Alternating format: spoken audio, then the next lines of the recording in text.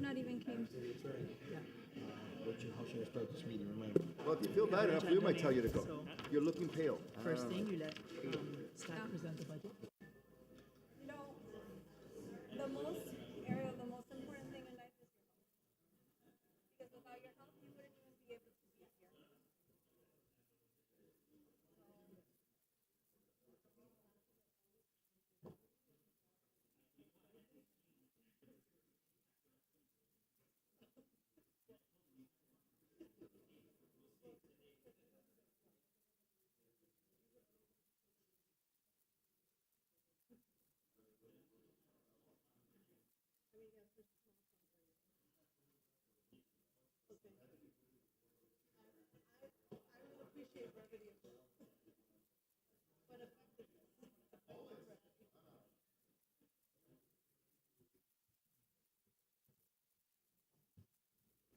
Mr. Clerk, Yes, sir. how we doing, sir? Good to go?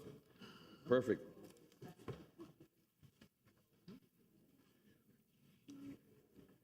Good morning. I'd like to thank everyone for being here for the July 2nd budget hearing. Today's an important day. Today we'll be setting the millage rate and moving forward throughout the budget process. As I've always said before, I want to thank especially our employees and the manager's office and the finance department and all the employees who always play a key role in delivering the budget and delivering what the city needs on behalf of the residents and the business community. And I want to thank you for your hard work. I know that many of you stayed up late after yesterday's commission meeting that ended at 7 o'clock at night. I know that the manager and the finance team were here till late, making sure that the budget, that this presentation was delivered for your review.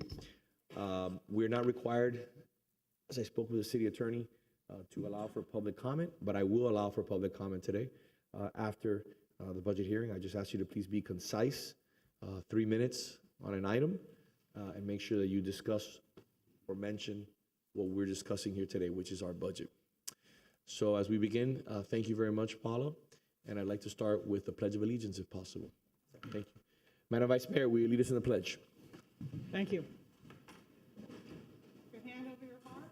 I pledge allegiance to the flag of the United States of America and to the republic for which it stands, one nation, under God, indivisible, with liberty and justice for all.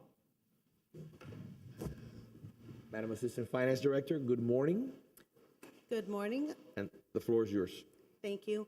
Paula Rodriguez, Assistant Finance Director for Management, Budget, and Compliance. Thank you, Mayor, Vice Mayor, Commissioners, for your time this morning. As you know, that today is going to be the meeting where we review our budget estimate. Our last meeting, we discussed the proposed capital projects and funding, and so today we will be reviewing our budget estimate and setting a millage, which will go on the property tax notice to all of our residents. That does need to be certified by August 4th, and so what you do here today is very important and will determine what our budget looks like next year. First, as always, I'd like to thank our staff. This is not an effort of mine alone. This is a culmination of all of the department directors and their staff, as well as the leadership from the city manager, our deputy city manager, and ACM, as well as my budget staff who is here today, and Diana Gomez, our finance director, who had a pre-planned conference prior to this date being changed, so she is joining us by Zoom as well. And so thank you all for being here. So I'm going to try and keep this as brief as possible, but this is also the opportunity for you to ask any questions that you may have. You also received your July 1 budget estimate, which is required to be delivered by charter. And so you received those last night. The printed copies were delivered to you this morning. As you go through those documents and over the summer through the manager's office, we're always available to answer any questions or provide more information as you need it. So I'm going to go ahead and get started. So our budget process is outlined in the first slide.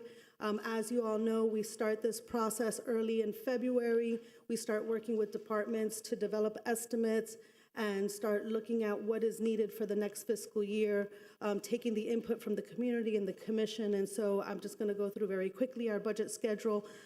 We had meetings with the commissioners on capital in May. We met as a commission to discuss capital on June 11th. On June 1st, we received our first set of property values from the property appraiser, and yesterday we received our final property values, which I'll go over with you today as we go through the presentation. We provided the budget estimate on July 1, and today here we are at the budget workshop to set our millage, which will go on the tax notices. Throughout the summer, we will continue to refine revenues. And then in September, we will have 2 hearings to set the final budget. Both of those will be after 5 p.m.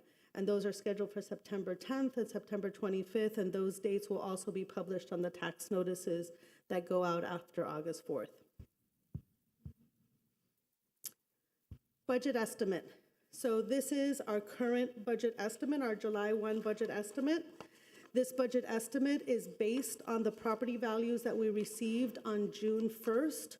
Those property values were $25.9 million since then, and that generated an extra approximately $7 million in revenue based on the current millage, which we are also proposing today of 5.559. Since then, yesterday we received revised budget property values of $26 billion. That $26 billion in property values will generate $7.588 million in property tax revenue, a $578,000 increase from the budget that's being presented to you today. I will also talk to you about where that additional $578 may go throughout the summer. So our operating revenues, as you see on the slide here, is $281 million. In addition, we have transfers from reserves that we're planning to use for the fiscal year 26 budget. The general capital improvement reserve, so we're bringing in $8.6 million, which is a result of prior year surpluses that were brought in from the general fund to the capital fund from 2 years prior. We've had this discussion before where we take the 24 surpluses and use those to plan the 26 budget. And so that's what we're doing here. $8.6 million was transferred to the general capital improvement fund. We're also bringing in $10 million from the general fund reserve. That $10 million includes $1 million that we're bringing in from prior year fund balances for pension stabilization, which I'll also mention in a later slide. Those $10 million are being used for one-time expenses in the fiscal year 26 budget. In addition, we're bringing in $237,000 from the Art in Public Places Fund that'll be used for art purposes. The Coral Gables Capital Impact Fee Fund, we've had several conversations about how those are revenues that are generated from permits. And so those impact fees are restricted to be used for certain projects that have to do with the increase of capacity. And so we're bringing in $870,000 of impact fees for capital projects. General fund building reserve. And so we've had a lot of conversation. Yesterday, you adopted a resolution to add 20 positions to the building department. Those positions are built into this 26 estimate that we're going over with you today, and we are bringing in just under $3.6 million in the 26 budget for one-time items and to fund increases in the building department. Fire inspection reserve is also another restricted fee, which comes from fire permitting revenue, and so we're bringing in $65,000 to fund one-time items in the fire division, which manages the permit process. Roadway Improvement Fund, we're bringing in $90,000 from prior year available funds for roadway projects in capital. The Parking Fund, so the Parking Fund, we are bringing in just under $3.4 million. That is going to be used towards one-time items, both in the parking system, so improvements to garages and lots, as well as in the trolley system. And so we began to discuss this last year, that the trolley and freebie, the division where trolley and freebie are funded from, is primarily funded from CITT revenue. However, the level of CITT revenue that we are currently bringing in does not cover the full cost of both the trolley and the freebie system, and so the parking fund is subsidizing the trolley system now. And so we are bringing in $3.3 million. Much of that is going towards the purchase of new trolleys, purchase of a vehicle, and some other one-time items in the trolley system as well as in the parking system. Sanitary sewer fund, you know that these are restricted to be used in that system. And so we're bringing in $4.4 million to fund projects and one-time items in the sanitary sewer fund. Neighborhood Renaissance, $807. This is a program that has a little bit of funding left over, and so we always put it towards capital projects. Excuse me, I'm so Yes. sorry for interrupting. Is the parking fund restricted? The parking fund is not restricted. The parking fund can be used to fund any operations in the city. So, like if it's a general fund practically? It's practically like the general fund, and the parking fund does contribute to the general fund each year. Thank you. I asked my colleagues and I remind my colleagues, let's have all communication through the mayor, please. Thank you. Thank you, sir. So a total transfers of $31.2 million for a total revenue estimate for fiscal year '26 of $312,552,000 for next year. Now, on the flip side, our expenditures. Our operating expenditures are estimated to be $245.5 million. Our capital expenditures are estimated to be $52 million, and our debt service for prior debt is estimated to be just above $10.5 million. I will note that our capital budget currently includes the two appropriations that were vetoed by the governor, and so this number will be reduced slightly by that $875,000 that we won't be receiving, and that will be seen in September. Madam Assistant Finance Director, Yes, for the sir. record, how much debt does the city currently have right now? This is a critical piece of information that needs to be reiterated at every budget hearing. Yes. To ensure that we remind people that we almost put another $160 million worth of debt on the city, and we recently just put a $20 million piece of debt on the city in regards to our COLA that we funded last year. So I want to make sure that everybody understands that we're paying over $10 million in debt payments, and my goal continues, and I have voted against COLAs, and I have voted against additional debt, not once but twice. First time it was $160 million, the second time was $80 million. We need to pay down our debts. The faster we pay down our debts, the more money you're going to have to spend on projects. Case in point, the unfunded liability. When I got here, it was 51%. We're nearing over 80%. When we accepted this COLA for $20 million, we set ourselves back significantly, correct? 1.875. 1.875 a year, which is money that we could have used for additional capital projects or a litany of other things like paying down more debt. So please, for the record, how much debt does the city have? So just for everybody's benefit, the debt schedule is included in the budget book that was delivered. It's on page 69. It starts on page 69. And so we currently have in principal $99.5 million. The total debt with interest is $132.8 million. Perfect. No city will ever run with zero debt. It's understandable. You have to leverage the capital markets, and that's understandable. But think about going from $130 million to $300 million if we would have accepted a $160 million bond issuance. So at the end of the day, we have to be very thoughtful and be very methodical, because at the end of the day, once we're no longer here, that debt is there for the next 20 or 30 years, potentially even more. So just like that COLA will not be paid off in 2 years. It will be paid off in the next 10 years. So next time we do have a COLA that comes before the commission, we have to be very, very, very careful, because every time we accept a COLA, it basically reduces our effectiveness. How did we pay for that COLA? You know how we paid for that COLA? So it wouldn't affect our capital improvement projects. What we did was we stopped giving more money to overfund the unfunded liability. So instead of giving $9.5 million a year of additional payments to pay down the unfunded liability faster, how much are we giving this year? We will be paying 7.6, what's budgeted is 7.2. Yes, so we were reducing. We're still giving more than what's required, but at the end of the day, I just want you to understand, when we started doing this 10 years ago, we gave a payment of $500,000, and we've increased that. We've belt-tightened as a commission, but for the first time, this commission has loosened the belt, and it's not gonna be as effective, in my opinion.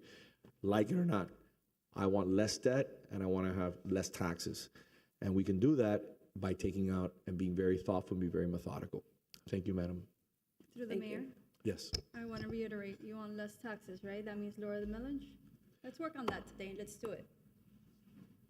Okay. Let's finish the workshop. So my point is, we're being less effective with our money as a result of giving a $20 million COLA, and we shouldn't have given it. If we wouldn't have given that COLA, I would be more than willing to lower the millage rate. At the end of the day, we're handcuffed as a result of your vote, which is very clear. And at the end of the day, I can't overturn that COLA, correct? That COLA is part of a collective bargaining agreement, so our hands are tied.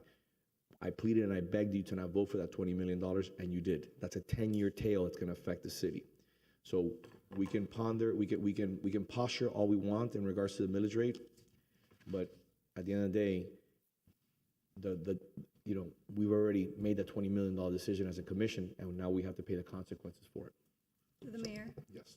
let's stop the political theater. Let's work together. Let's lower the millage rate. Let's work together. That's it. Stop this drama. Let's continue this workshop. Okay, so if I may, it's not drama and it's not political theater. These are facts. Anybody that says a COLA for $20 million is political theater is either inept or incompetent. And I'm tired of hiding behind this ridiculous show that we've been dealing with for the last 2 years. I dealt with it for 2 years where I was on the losing end of salary increases, car allowances, hiring incompetent city managers, hiring more employees that were needed, addressing issues, for example, the shoring we paid over $500,000 in the city, we wasted the money, a COLA of $20 million, and I'm not gonna allow anybody to tell me that was political theater. We spent 10 months where the city was atrophy, okay? So you can call it whatever you want. At the end of the day, we move forward here in the city, but I would put on the record the fiscal irresponsibility of accepting a $20 million COLA, which not only hinders our past and current employees, but at the end of the day hurts our residents because we have less than $2 million of additional money that would go into the unfunded liability or that could go into capital projects, additional projects that are so sorely needed in this community. Thank you very much. Through the mayor? Yes. Mayor, we also reduced the trash fee to $550. Yep. Which is $3.6 million hit on the general fund, and it's a reoccurring cost.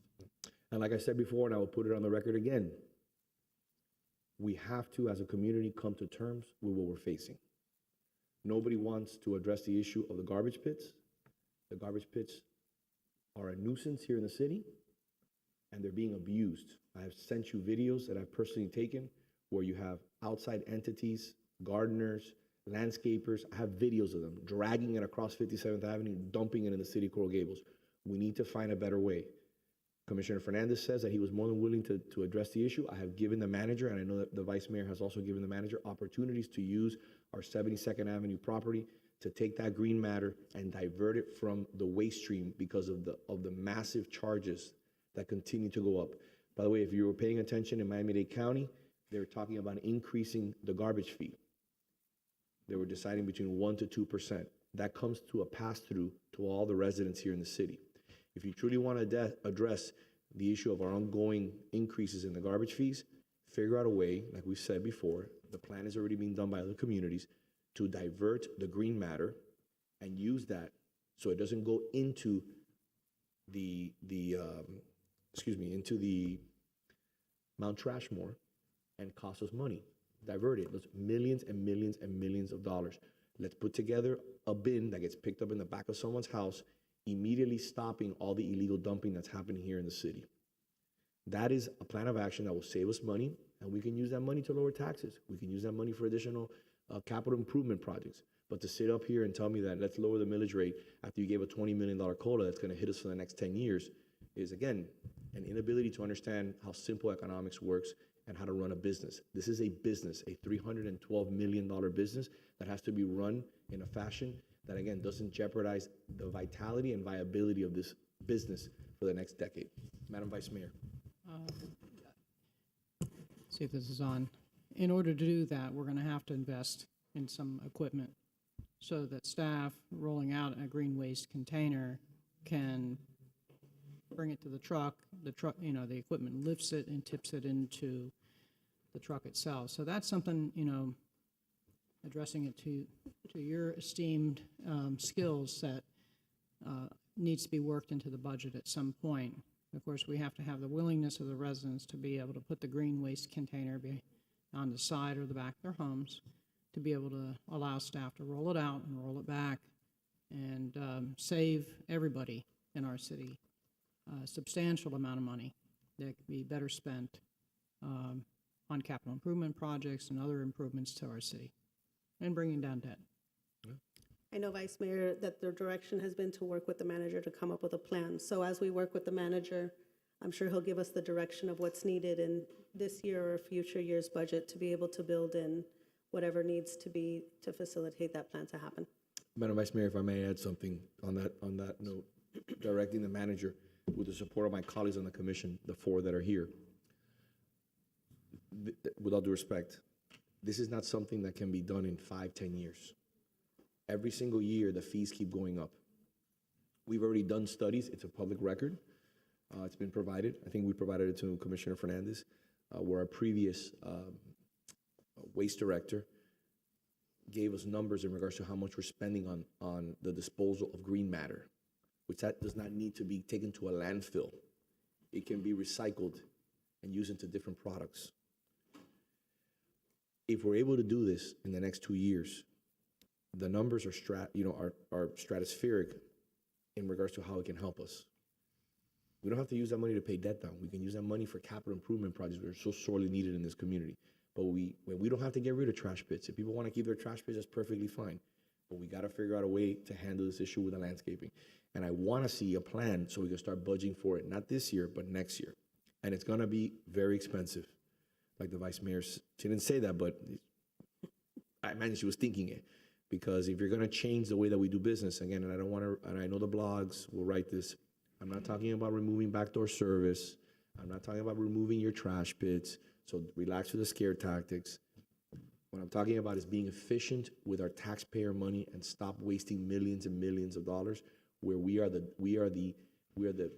dump site for the entire county. Because your landscapers wait till the end of the day or the following day to dump a little bit in every single house. When my landscaper comes to my house, I pay him a little extra or her to make sure they take it away. But what do? I've told them, don't dump it in another area in the city. I'm pretty sure they dump it in another area in the city. And we've all caught them doing it because the DCM will stand up here and tell you, we get emails, we get phone calls where residents have complained because they have been hit with a code enforcement violation because as part of that green matter, there was something else thrown in there, like a plastic bag that is not supposed to be there. So this is something that we need to tackle if we're serious about really finding solutions that benefit our residents financially. Mr. Manager. Through the mayor. Thank you, Mayor. We are looking at the trash issue right now. It's an ideal opportunity. The transfer site contract with Dade County ends in March of next year. In order to do that, we probably will have to expand our 72nd Avenue site. That we have 1.6 acres that needs to be restored, plus that transfer site area. So we are actively looking at and studying that situation now, because it's the critical time. If we're going to do that, and we're going to take care of the trash issue with a recycling process, then we need to expand 72nd Avenue. So right now, we will be looking at that. We'll be bringing that to the commission, and we'll be looking at that study to expand 72nd Avenue into a facility that maybe we could even incorporate other cities.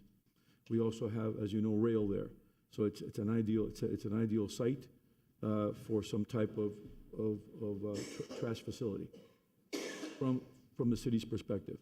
So with the Dade County contract ending in March, it's the perfect time to do the study and decide which way we're going forward. We have everything working in our favor. We have one of the sites that allows for this type of use. We have the rail as an industrial site. We've already spoken to multiple mayors who surround our city, who are very interested, who are also facing this issue of the continued increase in regards to garbage fees, tipping fees, and we're gonna have to move forward. And to do that, I need you. I need the employees. I need you to work hand in hand like you always do with the manager, with Commissioner Fernandez, who's accepted the task of pushing this item forward and really delivering on a plan that should probably take about 2 years to bring to fruition. But this is critical for the future of the city. Mr. Mayor, we're working with Commissioner Fernandez on this, and we're moving forward because now is a decisive time because of the March deadline as far as the Dade County transfer site is concerned. Thank you. I apologize. Don't apologize, sir. This is what these meetings are for. So I was talking about expenditures. Operating expenditures are planned to be $245.5 million. Capital, $52 million, with a slight reduction that will be reflected in the September for the $875 in appropriations that were recently vetoed, but are built into this estimate. Debt service is just under $10.6 million for next fiscal year. And then for a total expenditures of $308.2 million, just under $208.2 million. Then we have transfers to reserve. And so transfers to reserve are for the general fund, city clerk special revenue. So as you all know, the city clerk's office generates revenue. It will go to they're going to generate just about $1,600 additional to their expenditures that'll be transferred to the reserve at the end of the fiscal year. Fire inspection reserve, as I mentioned above, those revenues are restricted for use within that operation. And so at the end of next fiscal year, we're estimating that they'll have $163,000 that'll be transferred to their reserve. And then the parking fund, we are planning to transfer $4.2 million from the parking fund at the end of next fiscal year to be used for planned debt. And so we have been, for the last few years, training the parking fund to be able to pay for debt for the future renovation of Garage 1 and any other garage improvements that might be needed. And so next year's planned amount is $4.2 million. And so that speaks to the planning that we do, that when we take out debt, we want to identify first how we will pay for that debt. This debt would be planned to use the parking revenue fees. I'm sorry, for a total expenditure budget of $312.5 million. The next slide has a lot of activity. I will walk you through it. I have to walk myself through it sometimes. So when comparing the fiscal 26 budget estimate, which is the first column that is highlighted in green, we compare it to the current year amended budget. However, the current year amended budget includes increases for one-time items, which we refer to as reappropriations. And so we reappropriate any capital project funding for projects that haven't been completed. We maybe roll over a purchase order for a project that started but wasn't completed in 24 and needs to continue in 25. And so first, we're comparing the 26 budget estimate to the 25 amended budget and providing you the increase or decrease for each category in the next column. Then we're providing for you the one-time items that are included in the 25 amended budget that you have to take into consideration. So, for instance, the permit fees, we have $13.2 million in the amended budget for revenue, but that $13.2 million includes $17.5 million that were, in revenues. This is one-time funding that might have been brought in from throughout the year.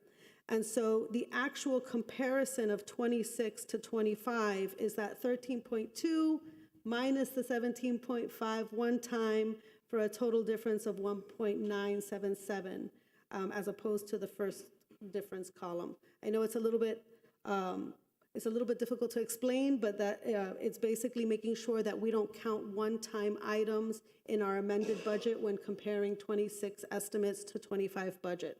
And so what I'm going to refer to mostly is going to be the second to last column, which is the adjusted increase. And so this slide reflects for you the revenues by category. The first category is property taxes. We already spoke a little bit about that.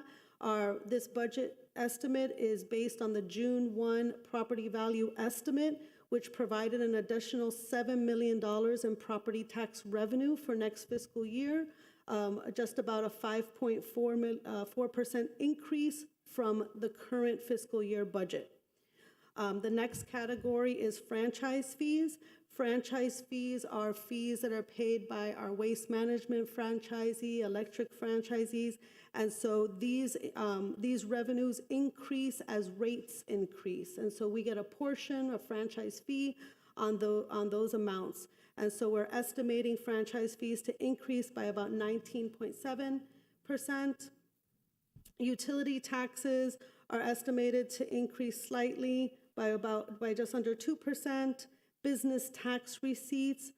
So business tax receipts, we have both business tax receipts from the county and within our city are estimated to increase by about 5%, partially because of increased rates as well. Permit fees. Permit fees are not just made up of our building fees. This category includes building permitting, any plannings of permitting, fire permitting are all included in this category. And for the most part, these revenues are restricted to be used in the areas where they are generated. And we are estimating that to increase by just under 15%. Now, also note that when we budget for permit fees, we budget for the normal activity, right? So the trend that we see year to year, we don't budget for large projects that may come once in 5 years or once every couple of years. So we try to make sure that when we're budgeting, this budget determines our recurring expenses for the most part. So we try to take into consideration what we deem would be recurring revenue and not rely on those one-time influxes of revenue for our recurring operations.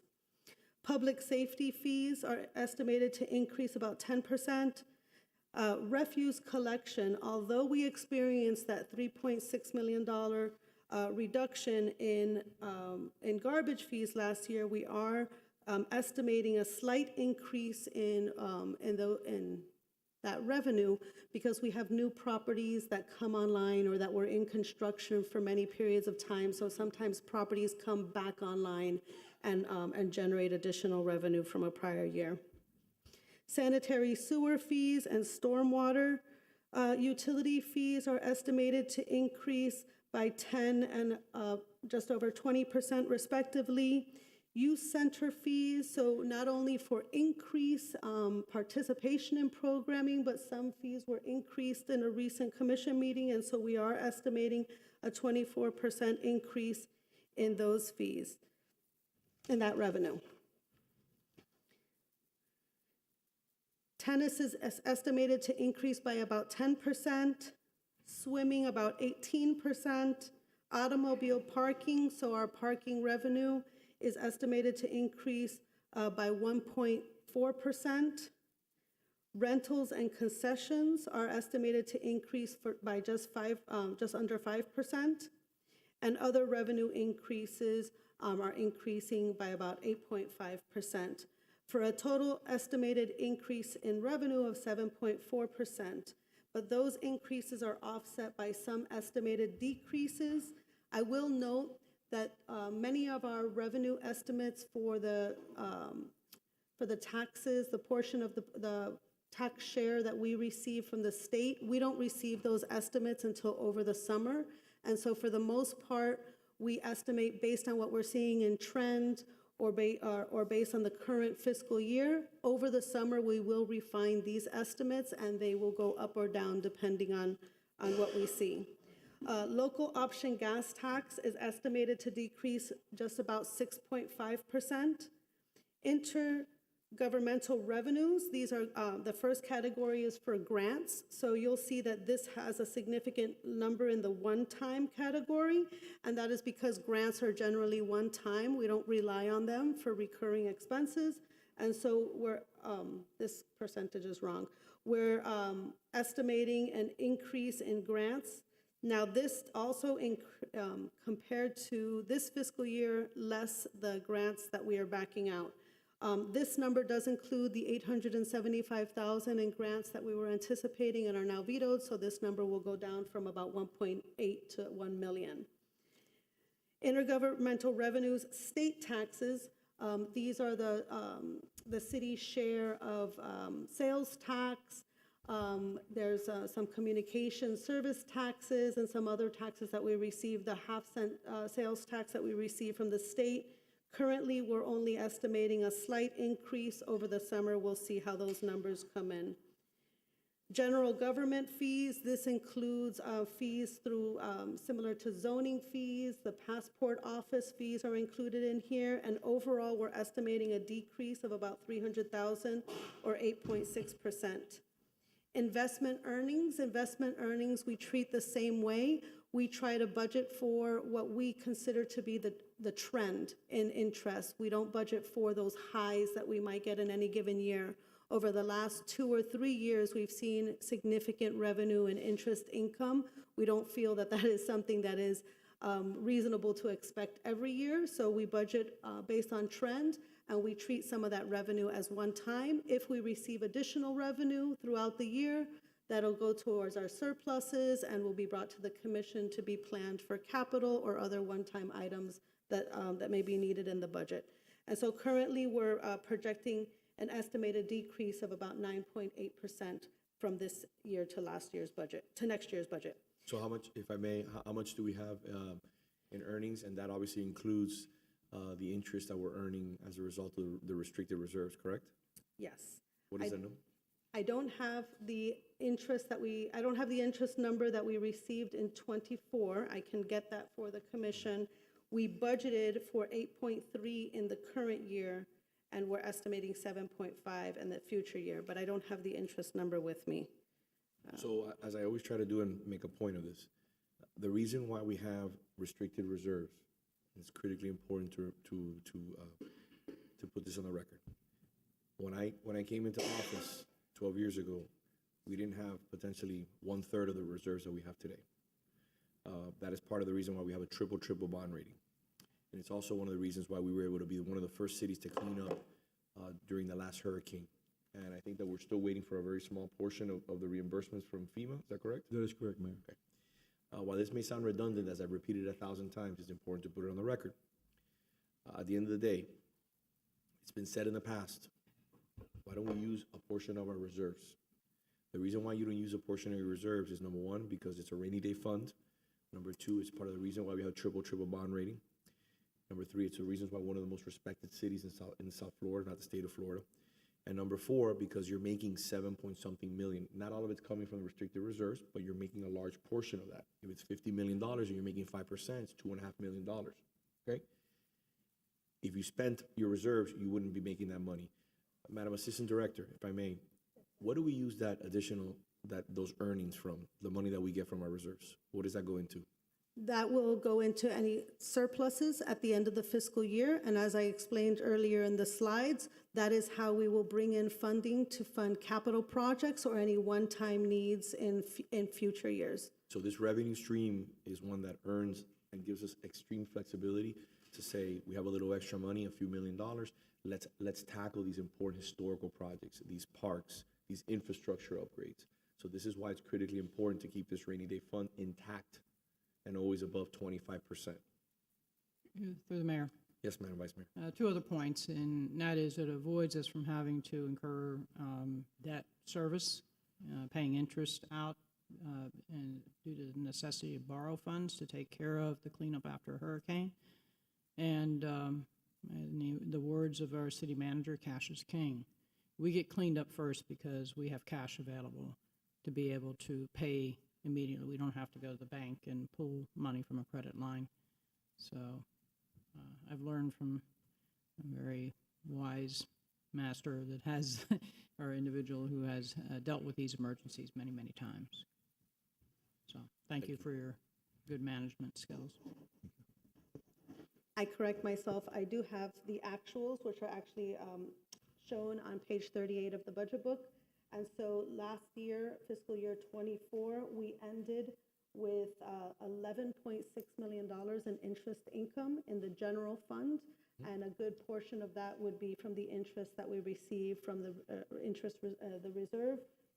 We ended with about $3 million in our capital projects fund, which makes sense because since projects are not always completed in the year that they're budgeted for, that funding generates interest, and another $3 million in the enterprise funds. So I think it's also important to note that, for example, I'll give you two projects in question. They're nobody's fault. Number one, Burger Bob's had a cost overrun.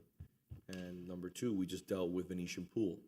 These are two cost overruns that were not visible because they were behind either drywall or they were underground. And we, obviously, when we excavated or when we demolished, we noticed that there was certain things that needed to be addressed structurally. If not, we would compromise the integrity of this multi-million-dollar project. So we can use that money immediately to patch those holes that were unforeseen or, human error in one form or another. I think that's why, you have, like the Vice Mayor said, it gives you immense flexibility to navigate those waters when you're dealt with $1 million, $800,000 cost overrun. Nobody wants to spend that money, but at least you have a mechanism in place that's delivering you some interest returns. Thank you. And so all other revenue decreases are approximately 4% decrease for a total estimated operating revenue of $279 million.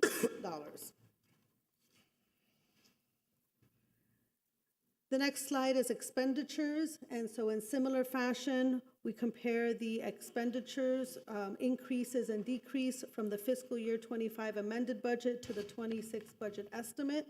We provide you the natural difference, and then we back out one-time items that were reappropriated in the '25 amended budget for an adjusted increase or decrease. That final increase or decrease is really your true increase or decrease from your operating expenditures.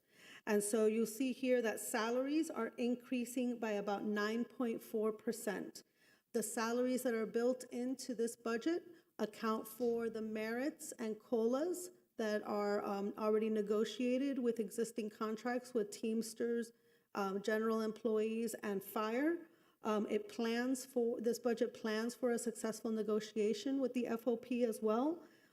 This also accounts for the increased headcount in the building department and any positions that we have anticipate that we are recommending including in the budget this year, which you'll see on a further slide here. So this $8.7 million adds 7 full-time positions, the 20 positions in the building department, which are funded from their restricted funds, but still part of this number, and merits and COLAs that are planned through the already accepted contracts.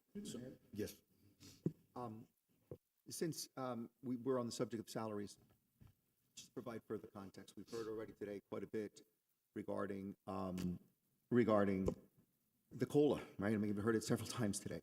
But I didn't hear from you, because nobody asked you, at the time that was presented for consideration by the commission, did finance have a position or an opinion or recommendation whether or not to proceed with the entering into that agreement to subject the city to a nearly $2 million a year expenditure that was not a part of the original budget? Yes.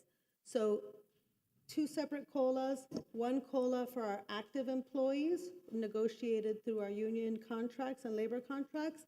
Second, the retiree COLA. And so the position that the finance department takes on the retiree COLA is consistent with the language in the lawsuit that we should not award a COLA to the retirees until our unfunded liability has been met.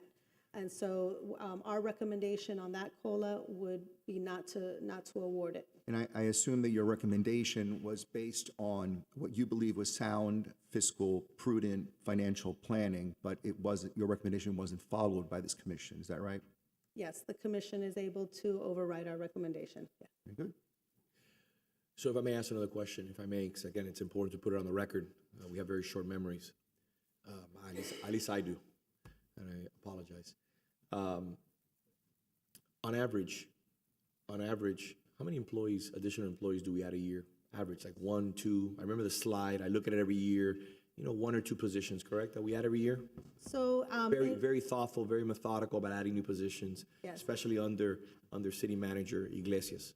So we always try to be thoughtful in the reoccurring expenses that we add to the budget. Over the last few years, we have added a minimum of 10 because we've been adding the 5 firefighters and police officers. Outside of those. that, we've usually averaged somewhere in the 7, 5, in addition in general service. Many of them are converted from part-timers when the city, for whatever reason, when the city was in some financial distress, we converted to having a lot of part-time employees. And so over the years, we've sometimes converted those part-timers to full-timers to really provide the departments what they need. But in general, So under Amos Rojas, our manager for 10 months, is it safe to say that we accepted the most positions in the last decade? I could say that it was one of the more significant years. We added about 26 full-time positions in the budget. I voted against that. I was, again, in opposition to that, because as you just heard from our assistant finance director, I don't want to put words in your mouth. When you add 26 positions in 1 year, and you don't do it methodically and thoughtful, at the end of the day, you expose yourself when there's a downturn, like they say, when winter is coming. When you're no longer making 11 and 10% year over year, and you see that there's financial hardship in the future, that is another example, like the COLA, that puts a roadblock. That's why we've paid down so much debt over the last 10 years. That's why we've paid an additional $9.5 million to the unfunded liability. That's why we have not taken down additional debt. So you cannot just get rid of, with all due respect to the employees, 26 employees. You can. We've done it before I was here. But at the end of the day, those are people who have to go home to their families, who their families depend on these salaries. So we have to be very, very thoughtful, and I implore my colleagues on the commission to please listen to the manager, listen to the finance team when they tell you not to accept a COLA, I requested a one-time payment. I was willing to give a one-time payment to the retirees, but a 10-year lag, when you add 26 employees on top of that, and the cost and the back cost, which is the insurance, which is the retirement, which is all the things that come along with an employee, makes us less nimble, makes us less, agile when the difficult times come. And as the assistant finance director will tell you, she would love to have an 11% year again, which we're not having this year, correct? Correct. Again, so again, just making a statement that I think we have to be very, very thoughtful how tight we put the noose around the city, because at the end of the day, we're only hurting ourselves. Through the mayor, Yes, ma'am. Paula, how many employees are we adding this year? So this year we are adding, and it'll be on a future, and the 2 slides down, I can go through here. We're proposing adding 7 full-time positions. Of those 7 full-time positions, 1, 2, 3 of them are being converted from existing part-time positions. 2 of them are neutral in the expense. They don't increase expense because the part-time positions will offset. And 1 position is a small increase in expense. So you're saying 7 positions plus 20 is 27, which happens to be 1 more than Amos Rojas, right? So I would like to answer that. This is the same problem that we're running with Maria Cruz. You cannot just say things out in public that hopefully Political Cortadito will pick up and then obviously discount the truth. The 20 positions are for this year or for next year? What are the 20 positions for?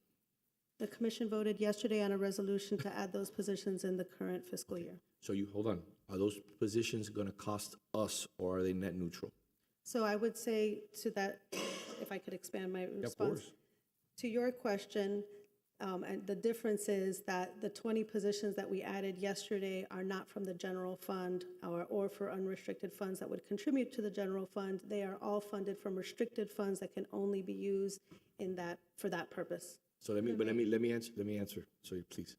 So you have 20 positions that are being used via the enterprise fund. They're not coming from the general fund. So we can conflate and confuse.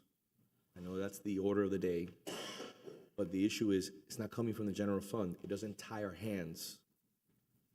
That's one. Number two, you just said there's 7 new positions. 3 of those, correct? Yes. Are net neutral. Yes. So you have literally four brand new positions in comparison to Mr. Amos Rojas, who had, how many positions were brand new? 26. 26. So the difference is 22 additional positions by Amos Rojas, which any way you skin it is, again, a responsibility that continues to tighten the noose around the city and results in us not being flexible. Mr. Manager, you wanted to say something? Yes, Mayor, I think you made the point that the building department positions are through the enterprise fund, and 3 of those positions are going from 2 part-time positions to 1 full-time position. Yeah. So they're net neutral or net saving. Yeah. And I also would like to put something on the record if possible, please. Knowing that we would be discussing this issue, I prepared a statement. Fiscal responsibility while reducing the mayor's office budget. I have always been committed to fiscal responsibility, transparency, and accountability. As part of this commitment, I have set clear goals to reduce expenditures and promote responsible budgeting practices within my own office. I want to set the example. Specifically, I have taken active steps to demonstrate fiscal conservatism by carefully evaluating our operational needs and making thoughtful adjustments to reduce costs. One of the most significant changes has been to our personal budget. Historically, the mayor's office has been a budgeted 2 positions. As my current staff member transitions into a new leadership role in the city, I'll be bringing in 2 new hires to ensure continued support for our office's high volume of work, ranging from fielding constituent calls and emails to managing ongoing projects and overseeing the implementation of our strategic plan. Currently, my office is budgeted for 2 full-time positions with a total allocation of approximately $150,000. With the onboarding of these 2 new hires, with the manager's help and our finance team, I have reduced our personal budget to approximately $119,000. This adjustment represents an estimated savings to the city of $30,700.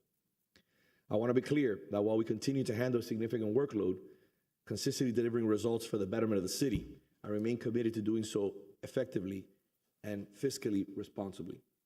I'm sharing this update today to put it on the record and to reaffirm my intention to lead with transparency, discipline, and a continued focus on service and stewardship. How do we do this? We reclassified employees. My office is reducing their budget by $31,000. I also reduced our expenditure accounts, which was raised by Commissioner Castro, Fernandez, and Commissioner Menendez from $5,000 to $10,000. I reduced it back to $5,000. And I also, with the help of the Vice Mayor and also Commissioner Lara, reduced our salaries that had been raised by 101%. I could have kept those salaries where they were, but at the end of the day, that was not the right thing to do. So moving forward, the numbers are what they are. One thing that can't lie are numbers. And they're clearly detailed here, especially when you're talking about hiring positions. What Mr. Amos Rojas did was reckless, and the approval of those budgets, in my opinion, puts a noose around the city, just like the COLA. Through the mayor. Okay, so I'm gonna go ahead and reiterate one more time. We're adding 26 positions. No, I'm sorry, we're adding 27 positions. We added 26 last year. Now, with those 26 positions that we added, some also came from the enterprise fund. Some were also neutral, the same facts these individuals next to me are stating. So please don't try to muddy the waters. We are adding 27 positions. I'm putting it on the record, okay? And I don't need to argue with you and you come back, let's get to work. You know, there's a lot of people here. Stop trying to confuse everyone. It's not working. Stop. Madam Assistant Director, Stop. how many people in last year's And the last year hires of 26 or 27, whatever it was, were from the enterprise fund.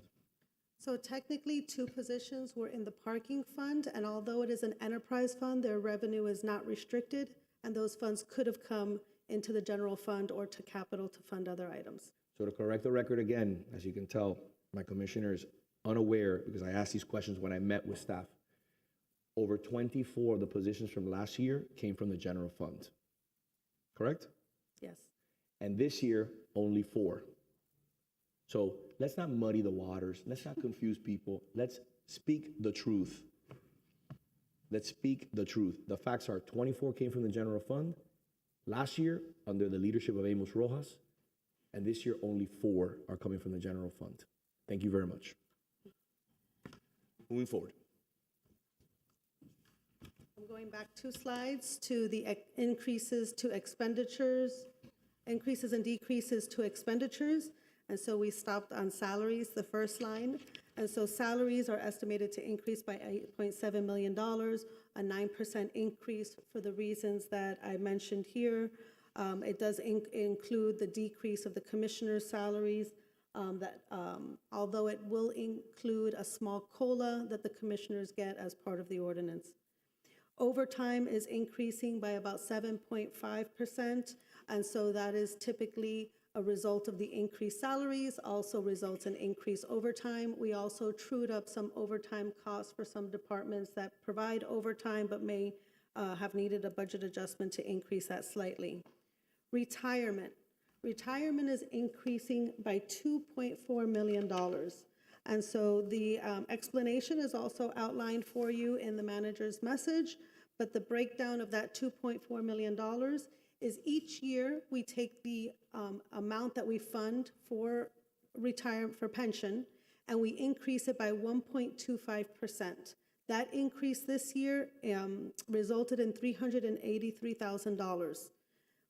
In addition, we brought in the $1 million for pension stabilization, and we're funding an additional $375,000 to offset normal increases of costs in the pension plan. So the pension plan experienced a loss of a gain, right? So the pension plan is made up of several mortgages, and so some of those mortgages result in an annual cost to the city, and some of those mortgages result in a credit to the city. A credit to the city expired, and so that cost $830,000. And then the normal cost of pension for mortality and other assumptions was $640,000. And so we are funding an additional $1.37 million to offset those increases in cost. However, and you'll see in a further slide, although we are increasing the funding for the pension, we are still not funding the loss of the $1.87 million that will be reduced in the extra payment for next fiscal year. So if I may, since we're not funding that $1.87 million, which is a result of the COLA that was approved by this commission last year, what does that mean exactly in regards to the unfunded liability after all the work that we've done in the last 10 years? I can have that conversation now, yes? If you'd like, yes. So I have a couple of slides that can talk to that. Let me Perfect. Thank you. I think it's important to put on the record that we're going backwards, we're not going forward like we were for the last 12 years. It was less than a 2%. So we typically talk about these slides. If I may, I'm sorry, I apologize. First off and foremost, less than a 2%, I want you to remember that statement. That's your 2%. That's your 2% employees. That is your 2%. And every percent counts. Every percent counts. Because at the end of the day, the taxpayers are paying for it.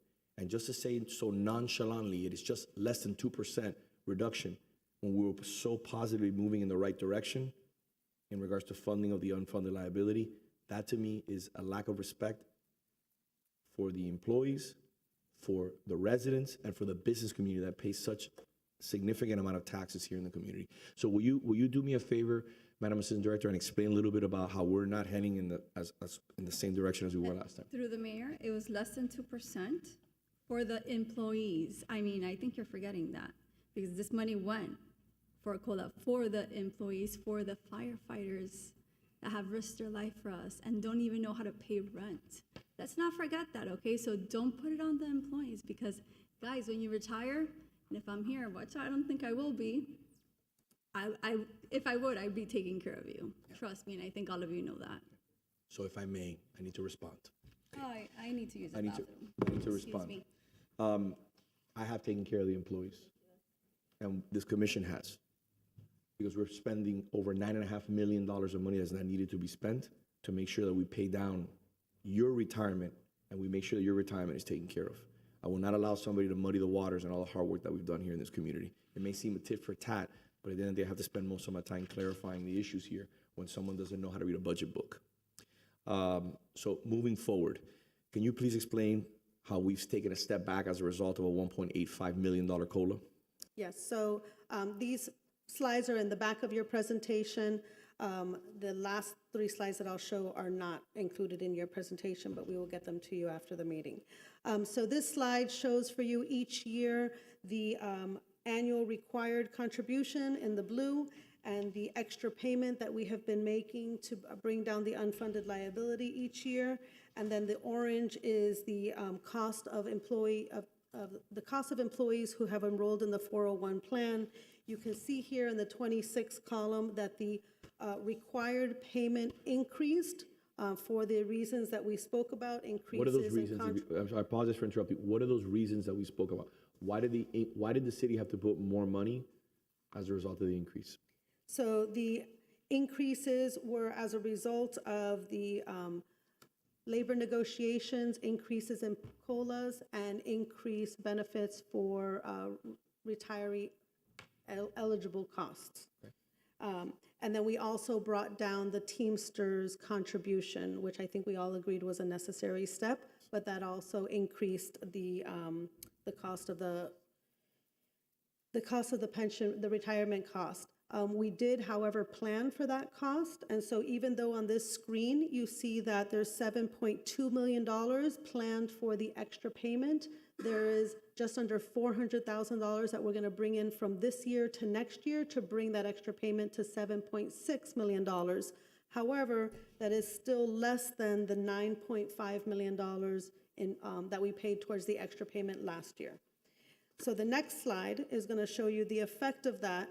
And so the effect of that is that we will now, while we were 75% funded last year and 24.8% unfunded in the pension plan, we are now 74.5% funded. So our funding has gone down and our unfunded amount has gone up to 25.5%. So let's discuss that really quickly for the record, because it's important that we put this on the record.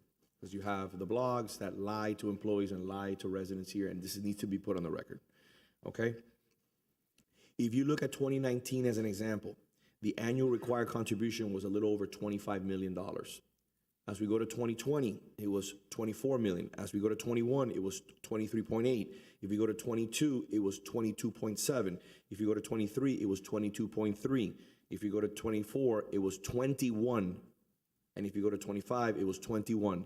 Now this year, 2026, it's 25. We're going in the wrong direction. Correct? Yes, sir. Why are we going in the wrong direction? Because of the COLA. Because of the COLAs that we awarded, yes. So. And for other normal costs that have But increased. again, yes. but if we didn't have a $2 million COLA, we would have spent those $2 million on paying down the unfunded. Correct? Through the mayor? Yes. Thank you, Mayor. I'm rounding off some numbers, but we would have paid about, roughly rounding off about 9.6 million. Currently, we're paying about 7.7 million, rounding it off, and because of the $1.9 million of the COLA. So instead of paying 9.6, we're paying 7.7. Yep. That will increase the funding, that will increase the years to fund the pension by approximately 2 years. So we've moved down instead of up as far as our pension plan actuarial funding is concerned. So over the last 12 years that I've been here, when my colleague to the right says that I'm not worried about the employees, trust me, I'm worried about the employees. Because when I showed up here, your pensions were at 51% funded. And what we've done is we've given over $30 million to make sure, last year was 9 point something million, And we started at 500,000 12 years ago, 11, 12, 10 years ago, whenever the time frame was exactly. So we have made significant belt tightening. We could have used that for capital projects. We could have used that to lower taxes. We didn't. We gave that money to lower our unfunded liability. But this year, as a result of the COLA, now you're trending in the opposite direction. You're having to give more money, almost $3.5 million, $4 million more, and you just lost 2% of funding for your pensions because we lack discipline and an understanding of simple economics and business. So Mayor, Thank you. I think a good depiction of the effect of this is the slides that I have up on the screen now, which are not in your presentation. They're additional information that I had from another area. And so if we were to make no extra payments going forward, we would be finished with our unfunded liability in 2043. With the current extra payment that is reduced by the retiree COLA amount, we are on track, if everything else stays the same, to be fully funded with the unfunded liability by 2032. However, the next slide shows that if we were to fully fund the extra payment, including the $1.87 million that we're not funding, we would be all things remaining the same, the market, everything remaining the same, we would be fully funded in 2032. So the difference is 2 years had we funded the additional $1.8 million extra So payment. if I may, to give you a little bit more of an understanding, okay, because you all know this, but I want to put it on the record. If we only had to pay the bare minimum to fund our pension, and you took away the requirement from the state and the additional payment that we're making, Mr. Manager, how much would we save a year times 2? About $25 million. So 25 million times 2 will be $50 million. That's why it's so important to be disciplined and pay down this pension. So we can have $25 million a year to lower taxes, to work on infrastructure, to give raises to our employees. We're paying $25 million a year additional, and right now you just jeopardize that by giving a $2 million COLA. That's not understanding simple business. And that's what happened here the last 2 years under the leadership of Amos Rojas, Melissa Castro, and Ariel Fernandez. So at the end of the day, we have to have, we can play politics all you want, like you saw here, the amount of confusion that's going on by my colleague to my left, to my right. But at the end of the day, the facts are the facts. So don't think that your leadership up here is not leading. We're leading. We're belt tightening, as I told you. I'm even cutting from my own office $31,000. That's leadership. So I run a business every single day. I have to make very tough decisions. We have over 70 employees in my business. And at the end of the day, I will take care of my employees before I take care of myself. So, and I take offense, I don't care who it is. I'm done keeping my mouth shut, like I said in yesterday's commission meeting. I take offense if anybody calls into question my character and my commitment to this community. Madam Assistant Director, I apologize. I'm going back to the expenditure changes, increase and decrease slide. We talked about the reasons for the increase in retirement. FICA increases by about the same percent as salaries. It's a percentage of salaries. Workman's comp is estimated to stay about flat. Health and OPEB, so health insurance is estimated to increase significantly next year, and so you see a 17.6% increase. That is an increase not only for the additional premiums that we expect to incur, but for any additional positions that are added in the budget. In addition, we're increasing the funding for compensated absences, so that's the payout of leave to employees. And so as salaries increase, we also increase the cost of compensated absences, and other benefits increase by about 13%, for a total estimated increase of personnel cost of $14.7 million for next fiscal year. The next category is other than personnel services, so expenses other than personnel services are estimated to increase by about 3.6%. The most notable increase is professional services, and so we're experiencing increases in our contracted services.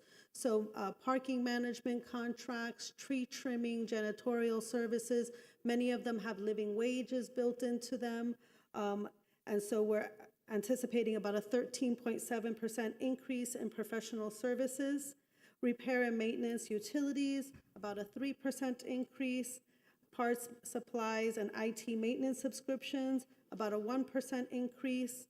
And then we have equipment additions and replacements. Those are being decreased by about 49%.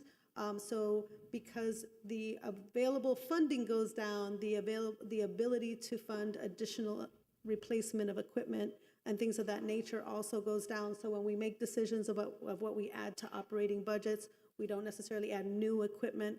We try to maintain what we have or replace it with more efficient equipment. Debt and contingencies are going down by about 25% from this current fiscal year's budget. Grants, again, grants are one-time items. We usually bring those to the commission to amend the budget. And so although we show them going down by about 50%, we do anticipate that we will receive grants throughout the year, and we will amend next year's budget to receive those grants, and you'll see those in the amended budget as they come through. Intra and interdepartmental allocations are increasing by 7.4%.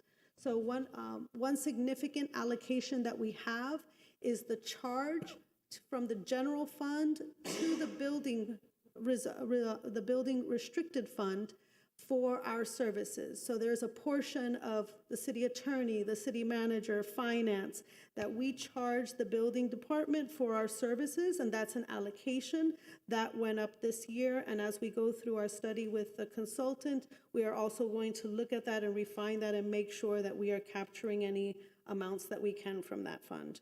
So through the mayor, now these, increased costs that we're spending for development services is actually to deliver the first-class service, that we have dedicated ourselves to providing to residents without charging them any additional fees. No 15% charge on top to get faster service and development services We're itself. currently maintaining the fees that we have in our permit fees. As part of our study, we will also evaluate whether our fees are appropriate, but currently and in this budget, we have not increased or changed the building permit fee structure at all. Thank you. Thank you.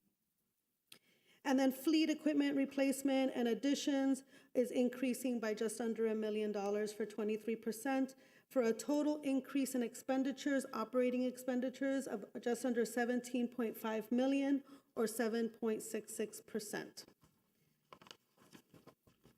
This is a slide that was requested from the commission several years ago, and so this is a breakdown of the personnel and benefits costs in each department as compared to their total expenses.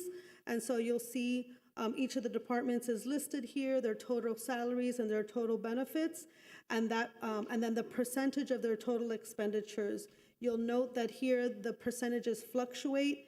Departments who are high in personnel but low on operating costs. So for instance, the finance department, our personnel cost is just over 90% of our operating costs because we don't carry supplies or heavy operating cost, whereas Public Works is 57% because although they have a high personnel cost, they also carry most of the operating costs, repair costs, all of those things in their budget. So those percentages make sense. And so as you go through, you can see the departments where there are personnel heavy, but maybe operating light.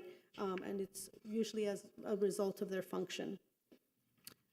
And so unless there's any questions, I'll go to the next slide that we reviewed already. And so we're proposing adding 7 full-time positions to the budget and 3 part-time positions. I'll list them out here for you. So in the city manager's communication area, adding a part-time videographer.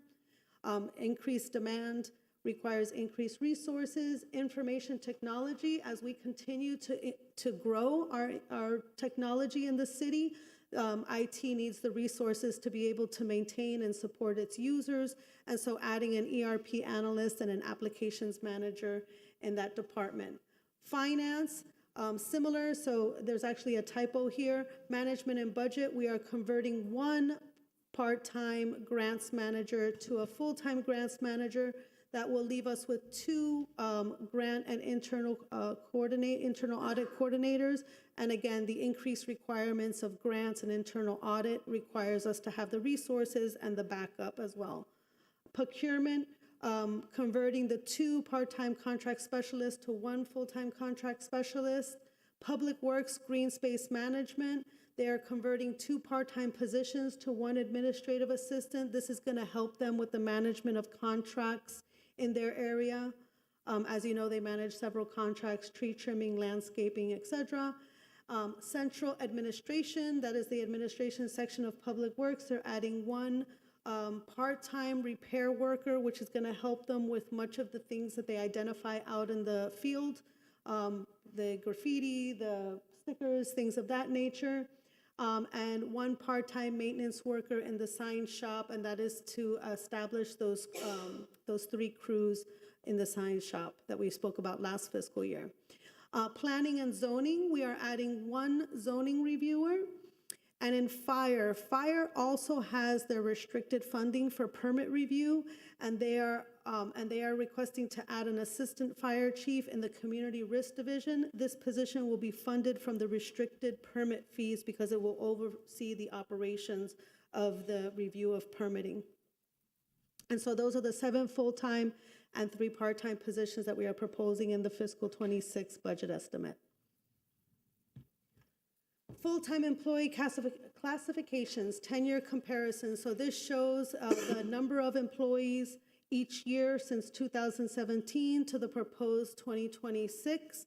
You'll see that this year in 2026, so 25 reflects the 20 positions you added at yesterday's commission meeting. 26 reflects the 7 full-time positions added, and is broken out by police officers, firefighters, and general employees for a total of 955 full-time positions in next fiscal year's budget. Capital. I will highlight a couple of projects. If there's any specific questions, you can please stop me. And so these are the projects that are being funded in capital, very similar to what we discussed at the capital workshop. I will highlight any changes that we made since then. And so in capital, we are funding just over $3 million for capital equipment, IT, public arcs, emergency generators. We are funding $3 million for facility repairs. You can see those items listed here. This does include the waterproofing of the museum, so $105,000 we've put towards the waterproofing of the museum, which we all discussed and agreed is a necessary project for next year. Historic facility repairs, so we're investing $8.3 million in historic facilities. The most notable amount is $6.5 million to City Hall. So in our capital meeting, we talked about $6 million to City Hall. As we were balancing the budget, we were able to identify another $500,000. We put it towards City Hall with the most immediate need. We also discussed the resolution, the project that was established for the historic facilities funding that we were budgeting $50,000 each year. At the capital workshop, you asked staff to provide to you the recommendation of where to place those funds. So we took the $50,000 that were planned for next year and put them into the Venetian pool. And in this fiscal year, we also took the $50,000 that were budgeted in this fiscal year and put it towards the Venetian pool, with a total funding for next year of just under $1.5 million. And we also funded the $200,000 for the work needed in the courtyard. It was determined that that is a responsibility of the city, and so we're going to make that investment with $200,000 in the courtyard for a total of just under $8.4 million in historic facility projects. Motor vehicle replacements, and so this is the matrix to replace vehicles, an investment of just over $4 million in next fiscal year. Before you, through the mayor, before you leave that page, I just want to clarify for the public, the section on ADA remediation in city facilities, that's $200,000 we're adding to the capital improvement budget. Thank you. I do have that note here. So I wanted you to touch upon that since that we did receive some questions. Yes. So the 2 questions, same subject. The current available funding in the ADA project is $357,970. That is current available unencumbered. Those funds are primarily being used for the youth center that has several ADA issues that need to be addressed, and Public Works is actively working on that. I believe they're in design and moving towards construction on some of those projects. The $41,900 that was awarded to the Miracle Theater for the ramp last year was taken from this ADA project and provided to the museum. Those funds have already been, I'm sorry, not the museum, Miracle Theater, and those funds have been paid out already, so those are no longer available. In addition to the $357,000 that's available now, we are funding in next fiscal year $200,000 for those remediations. At the beginning of the meeting, I mentioned that our July 1 property values resulted in about $580,000 more in revenue. In discussing that with the manager last night and this morning, we thought that a good use of that would be to put $250,000, and it probably won't be in this section, but in the roadways towards the automation, audible crosswalks, and to have a 2-year plan to fund $500,000 for audible crosswalks, $250,000 this year. And so we'll continue to work over the summer on the budget estimate, and you'll likely see that in the September budget. Thank you. Can we, we'll go through the rest of the budget in regards to the Capital? capital. I just want to touch here on purchase of land for $440,540. I'm going to make a request after we finish to potentially divvy up some of that, if not potentially all of it, into a certain area of the city that I think really needs some improvements. And we'll, if I can get support from the commission, we'll make that change. Sounds good, and so I'll go to that next page, that's where that's reflected. And so the first category on this page is the parking projects. We are funding $2.9 million in parking for capital. And so as I mentioned before, the about $3 million that's being brought in from parking reserve is going to be used towards some of those one-time projects. And then in Parks and Recreation, we're funding a total of about $6.3 million. The purchase of land that the mayor spoke about, the $440,000, are coming specifically from the impact fees that we have brought in for purchase of land. We are not bringing in any additional funding from the general fund for that project this year. Did you want to speak about that now, or you want to finish this? I would like to know, in reference to the Flagler section, what do we have budgeted for that area? Not only the roadway, the park, and any work that's going to be done there in regards to traffic calming. I want to make sure I get an idea of, I know that area has multiple projects, and I want to make sure it's funded, or at least a portion of it's funded, or something's funded, so we get it done in 2026. Yes, so there's a project for the Ponce de Leon improvements on 8th Street to Flagler, and we're funding $225,000. I believe that is for AE design. problem? Design. Okay. And then we are also, did we do the north entrance? There's also that north entrance Yes. park. And so there's also North entrance park funding development? for about $100,000 in front of the Publix on 37th Avenue. $107,000 also for design and soft costs for that area. So with the support of my colleagues on the commission, I'd like to swing the entire purchase of land, the 540, and dedicate it to the north entrance park development, along with any roadway. I think there was a portion of design there. And so we also going to have some traffic calming. I think they met the criteria for traffic calming, and I want to make sure that we have the necessary funds to address it. Mr. Manager. Through the mayor, yes, thank you, Mayor. We're looking at Ponce de Leon Boulevard from 8th Street. We were taking care of it up to 8th Street, and now from 8th Street to Douglas Road. We're looking at improvements in the median, improvements in landscaping, improvements in traffic, potential trees for shade trees, and that's the initial design, and then of course doing the entrance park. So that will be our initial push into that area, finishing up Ponce de Leon, which I think will improve the quality of life. And also we have the new building at 760, So we are working through that.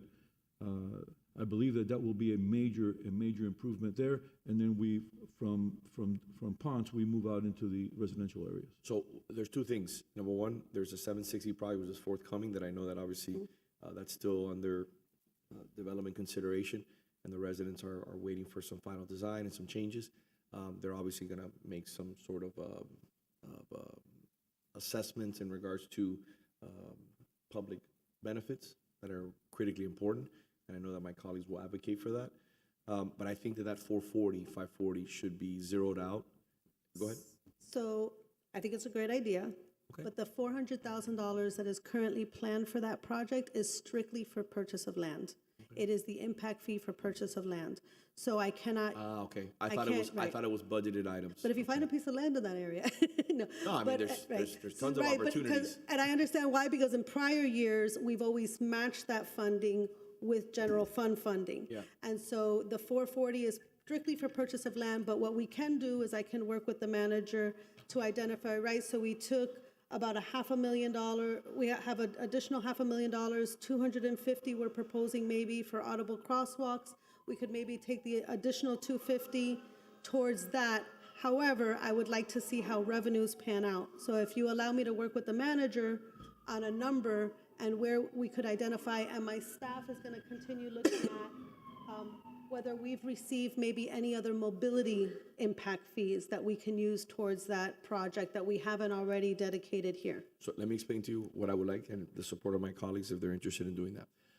That area is in dire need, okay? And they're kind of a little bit of a neglected area. They actually believe that. And they've constantly told us that. I know they've met with all members of the commission. What I would like to see if we can potentially, the 250, maybe we find 350, 400 and put it there just in trust. You know, maybe the design is not completed, but that money's left there. And we build upon that along with what's coming from 760. I think that when we do that, we'll buy us a lot of goodwill. We're going to do both design. We're going to do both designs, the entrance and the work that we're doing. But I also want to make sure, Mr. DCM, through the manager's office, that they're going to be getting traffic calming. I think they met the criteria. I really want that traffic calming to be done in 2026. I know that there's certain things, and if you tell me that we can add, let's say we get 300,000 here, or 400,000, whatever the numbers that your staff comes up with over the next month, we can chip away at that and use that fund, that money right now, to say, okay, the traffic calming is gonna cost $100,000, and we take a little bit of that money to do that. But I think that by doing that, we're showing that next year when we come back in 2026, you know, we've already taken care of certain projects. Maybe we can put $1 million, $2 million into this area, which is so sorely needed. Madam Vice Mayor. Yeah, I just want to remind you, we did do a resolution for the mobility impact fees to go for that area. So that fund, Yes. We have I believe we've collected a little bit for that specific area, right? So what the vice mayor is referring to is there's several resolutions defining mobility impact fees for the Flagler section, the Biltmore section, and I'm going to call it the Craft section.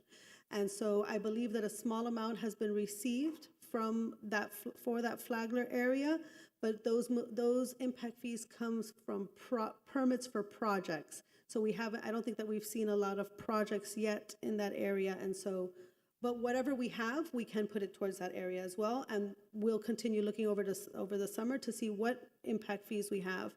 And just because they're not part of the resolution for the Flagler section doesn't mean that they can't be used in that section, but the ones that are dedicated to the Flagler section can only be used in that section. Makes sense? But we'll identify how much it was. Before the manager says something, I think if we can find something over the next 2 meetings to just put it in trust there, I think we'll buy us a lot of goodwill. Mr. Manager? Thank you, Mayor. Assuming the 760 goes, those impact fees can be appropriated into that particular area.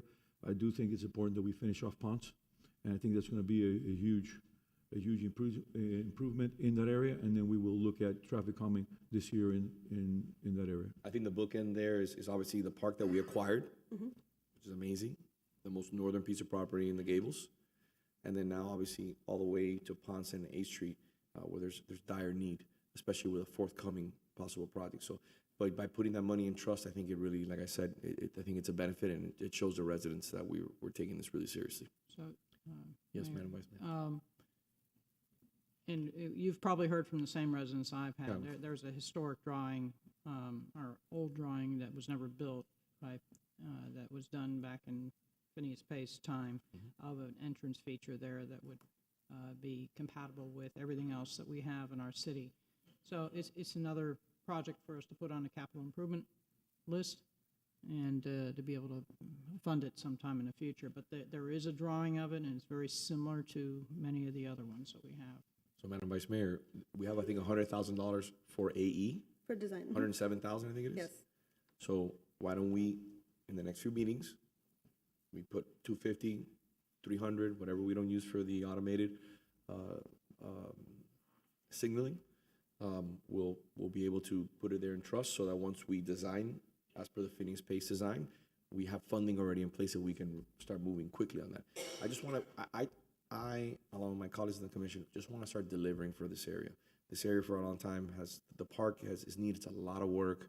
We had a homelessness issue there. You know, the landscaping hasn't been touched in probably 20+ years. So I think we can do a few little things. I know we're talking about big money, but we can do a few little things that, again, will really, you know, bring back a little bit more trust, because we've had a lot of meetings. I know that my colleagues in the commission have met with them on site, the staff has, and they feel like they're neglected. So my only reservation is I prefer not to take it from No, we won't. ADA accessibility issues. Let's look around. Yeah, I don't have See what problems else in that. we can do. I agree with the vice mayor. I have no issues not taking it from that. Let's see if we can find money on you know, in another area. I just said parks because everybody knows that I'm a huge fan of parks, and I thought that money wasn't encumbered. And I don't have a problem taking it away from me to give to another issue. Certainly, and But I've made ADA note is a of it, lot, and we'll work ADA with is the a lot manager and different than staff. parks. While I'm a big fan of parks, ADA is like critically important. Okay, we'll work through the manager and staff to figure out an option for September. Okay. And I know there's work going on now, or being planned now, so, okay. So we talked about parks, projects being funded for just about $6.3 million.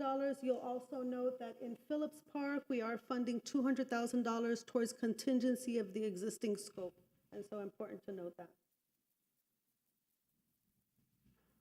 Public safety improvements, we're funding just under $4 million, so $3.9 million in public safety improvements. Transportation and right-of-way improvements. You'll notice that two of these have just a note on the side, appropriations grants. So these are the grants that were vetoed by the governor recently, so those will be coming off of the budget estimate. And so the ADA improvements in the Central Business District and the citywide traffic program, 375 of the 875 listed here was part of that grant, and therefore it'll be reduced by that amount to $500,000. So the total funding towards transportation and right-of-way projects is just under $9.4 million. That includes the projects we just talked about now, the 8th Street to Flagler on Ponce de Leon, as well as the Ponce de Leon work that's going into Phase 3 before, just south of 8th Street. Utility repairs and improvements, funding a total of $15 million. For a total capital budget of $56 million, including the vehicle matrix of $4 million, which is actually in the operating budget. So the capital budget book will reflect $52 million. Okay, so the purpose, although we give you a presentation on our proposed budget estimate, the purpose of today's meeting is to set the millage that will be put on the property tax notice and mailed out to residents, right? So it's important to note that the rate that is put on the notice can easily be lowered, it is more difficult to increase it after today. And so after today, today you will set the millage that we will put on the forms that go to our property appraiser and goes out on notice. By August 4th, I have to submit that to the property appraiser's office. And so the millage that we are presenting today for the budget that we just reviewed is a 5.559 millage, which maintains that rate for the 11th consecutive year. And so I think that is a testament to the financial planning that we do in the city, that we, don't- like, unlike other cities, we don't increase and decrease our millage rate as the tides change.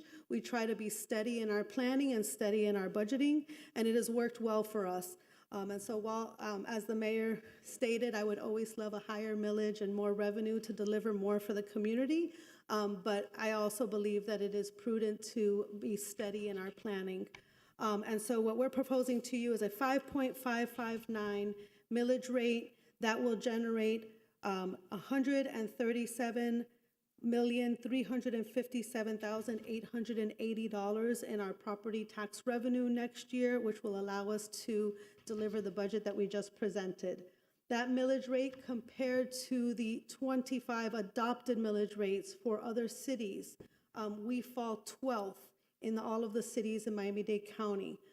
When compared to full-service cities, so on this chart, full-service cities are identified by the blue indication, and so compared to other full-service cities, we are the second to lowest compared to Key Biscayne. But Key Biscayne doesn't carry some of the operating costs and liabilities that we do.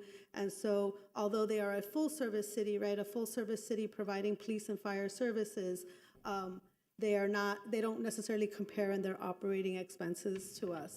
So just for clarity of the record, when you say liabilities, can you explain what those liabilities are? For example, pensions? Our pension liability is the biggest liability that we carry compared to a city like Key Biscayne. Key Biscayne does not have a pension liability, correct? The last time I checked, I don't believe they do, but I would have to double check it. I want to make sure because that's a pretty significant, it's about a $30 million cost that they don't have to incur. Thank you.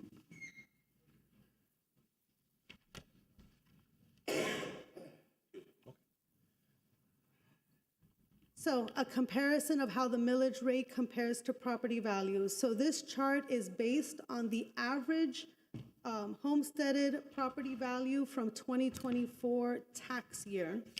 And so Coral Gables millage rate of 5.559 results in about a $5,000 property tax bill for the average homesteaded property. Miami's millage rate is 7.39, their adopted millage rate for the current year. That results in a $7,300 tax bill for the same property value, of $1,800 more than the city of Coral Gables. Miami Beach millage is 6.1481. That results in a $6,000 property tax bill, $583 more than the city of Coral Gables. Hialeah's millage is 6.3018, resulting in a $6,238 property tax bill for the average homesteaded property value, $735 more than the city of Coral Gables, and a Key Biscayne is at 2.9. Their millage rate is 2.9794. Their property tax bill for the average homesteaded property is about $2,900, $2,500 less than the city of Coral Gables. They also have less homesteaded properties as a percentage than the city of Coral Gables. We did a little research last night because it was interesting to us. And so this is just a comparison to give you an idea. I would say, working for at least two of these cities, that Coral Gables provides a level of service to our residents that many cities do not, and that with the millage rate being the second lowest compared to these full-service cities, I think that our residents really do get a significant value for their dollar in property tax, and their property tax dollars. The next, I'm sorry. Yeah, I just wanted to highlight, now the garbage fee we did reduce, and Yes. how much per household was that a reduction in fees / taxes last year compared to what it is this year? So the reduction, so the revenue I know was a $3.6 million reduction. The current early rate is $550 and the full rate is $577 compared to what I believe was $750, look up that number for me, $750 I believe was the rate prior to last year. Correct, and if it had gone up in a normal increase in fashion, what would have it been this year? So our proposal probably would have been somewhere around $800 per household. If we were to fully cover the cost of solid waste, we'd be upwards of $1,100 to $1,200 per household. Thank you. This chart is a comparison of property types, and so this information is not available from the property appraiser's office just yet, so I made some assumptions using last year's figures. Actually, this is last year's figures, and so Coral Gables is made up of about 54% of homesteaded residential properties, 30% of non-homesteaded residential properties, 8% of commercial, and all others are considered to be about 5%. And you can see that we're pretty steady in that and those numbers. Estimated average taxable value of a homesteaded property. Again, this information is not quite available for this year. It will be available in a couple of weeks, I'm sure. But I made some assumptions on the increase in values, right? So we know that a homesteaded property is maxed out at an increase of 3%. And so assuming that the homesteaded residential property increased by 3% and the rest of the properties increased by the about 5% that we experienced this year, we estimate that the homesteaded residential property value for the city is $61.8 million. The non-homesteaded represents about $38.6 million. The commercial represents about $26.6 million, and all others represent about $10 million. You're going to see the same information in a pie chart on the next screen, which I think is a little bit easier to follow. And so the total property tax revenue by property type is reflected on this chart. So our estimated property tax revenue is $137.36 million, and this is the breakout of how those property types contribute to that. And so you can see the majority of our property tax revenue comes from the homesteaded residential with just under 62 million. Non-homesteaded residential represents just under 39 million. Commercial represents that 26.6 million, and all others just about $10 million. And again, this information is based on assumptions, not actual data that's available yet. This is the most interesting chart, I think, of them all. This is our ad valorem property tax distribution per tax dollar. What does that mean? How much of the residents' property tax dollars goes to each of the areas in our county? So Coral Gables receives 31 cents per tax dollars. So based on the current millage and the estimated tax revenue, that is the percent that Coral Gables receives of your tax bill. Regional is just about 1 cent per tax dollar. Dade County receives 32 cents per tax dollars of our residents' property tax bill. And the school board receives 36 cents per tax dollar of our residents' property tax bill. So you can see very clearly here that Coral Gables receives the second least amount in this pie chart, while Dade County receives 142 million and the school board receives 162 million. Coral Gables receives $136 million of the property tax revenue paid by our residents. The next couple of slides we already talked about. This is the annual pension contribution and how the annual required contribution increased significantly this year, and how the budgeted extra pension payment is going down from the 9.5 to the 7.2, with an additional $300,000 that we have set aside for a total of 7.6 million next year. The funding ratio also has gone down. While we were funded at 75% last year, we are now funded at 74.5%, or plan to be funded with the extra payment we're making, and then unfunded has gone up from 24.8% to 25.5%. The last slide in our presentation, the general fund reserve analysis. So over the years, we've always presented to you this information. The city has a reserve policy which requires us to set aside 25% of our total operating budget for reserve. That reserve to be used as an emergency fund should we encounter any environmental or other threats that we've seen over the years.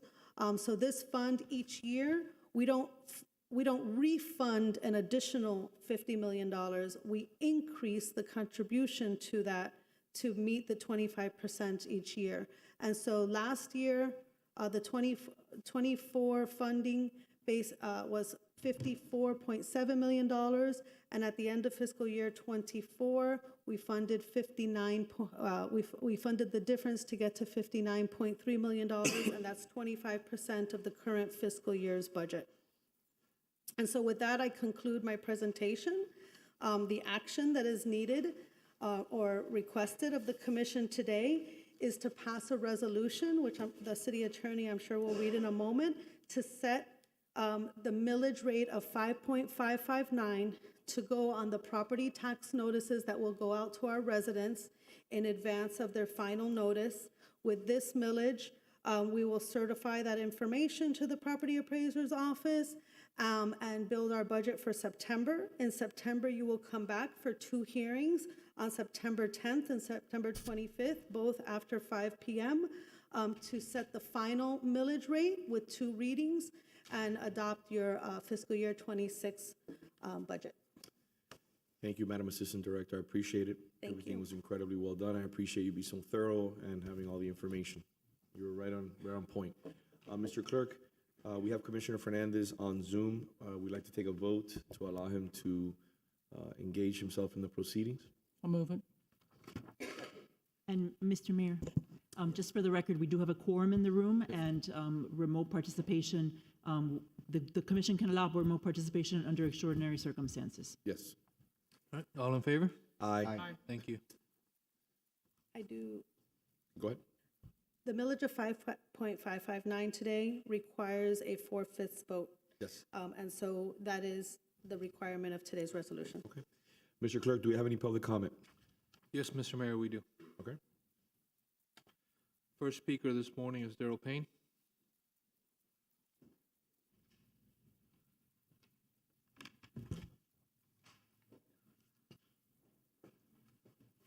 Thank you, Mr. Mayor. Thank you, Morning, sir. Commission. I'm here really just to speak not on the overall picture of the millage rate and everything, but I understand they're at last budget Excuse me, meeting. sir. Sir, would you mind stating your name and address for the record, please? Sure, I'm sorry about that. Daryl Payne, 6800 Almanza Street, Coral Gables, Florida, 33146. As I mentioned, I'm just here really to speak to one item that came up, I think the last budget item, and really and I'm not certain whether this is specifically in the budget still or not, but it carries over from last year's budget, and I want to speak in favor of a $50,000 fund that this commission already approved, going to a conceptual master plan for largely the field at Gables High and the campus. Critical opportunity for the city to stay involved and really help out benefits for the residents of City of Coral Gables. Most important thing is, you all know from your discussions today and looking at your budget, the shortage of park space, particularly in the area immediately near Merrick Park with the increased growth there and all the changes there. You all have done great things, including like the Underline and the Creative Dog Park there. That's going to help those residents in the area. We have a unique opportunity. Things are happening with school board properties across the county. If this city continues to fund a conceptual master plan for Gables High, it gives the city an opportunity to really have input on what happens to the Gables High campus. Already, on an informal basis, residents are using the track and the field for recreational purposes. Other cities, you saw some of the comparisons with Key Biscayne and Miami Beach, your other full-service communities. They have already entered into interlocal compacts with the school board to activate school board property. This is an opportunity for the city to do that with a master plan that gets input from residents, community members, students, teachers, school boards, people like me. I know there's a number of other people here that have been very involved at Gables High that would speak to the same thing. We should continue to support this. What could happen with a conceptual plan? Some of the ideas I spoke with the mayor about 4 or 5 years ago, great idea he had. Can we move some of the buses and drop-off traffic off of Bird Road, off of Riviera? Can we revisit what the Gables campus looks like? That's a great idea. Lighting around the track, security, improved usage for residents. These are things that will benefit the school. But having a master plan will help us bring more players to the table. And the school board's really stepped up. Go to Gables High. I know my time's running out. They have already invested, I think it's like $60 million or will in revamping the campus. Thank you so much. Really appreciate your time. Hope you keep that in the budget. Thank you. Mr. And Clerk? I'm here to answer any questions if anybody has any. No questions. Thank you, Mr. Clerk. Thomas Parker.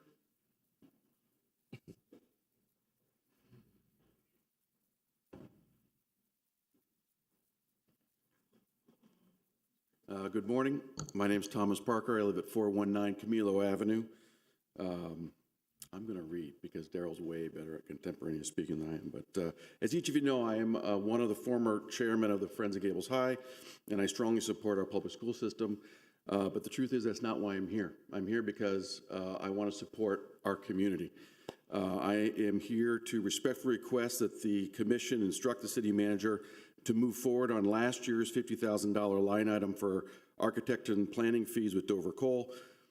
This project will get the ideas gathered from our committee stakeholders, including you, Mr. Mayor, including private individuals, including community, to move forward and benefit our community. The number one goal here is, in fact, to benefit the residents of Coral Gables. As you may know, over 3,000 students that live in Coral Gables go to public schools. The better that Gables High can be, the better for all of our kids who are in public schools. As Daryl just touched on, the Gables residents that surround Gables High lack public park space. There's no significant parks south of Bird Road through to US 1. The Gables High athletic fields are underutilized primarily because there are no lights there in the evening.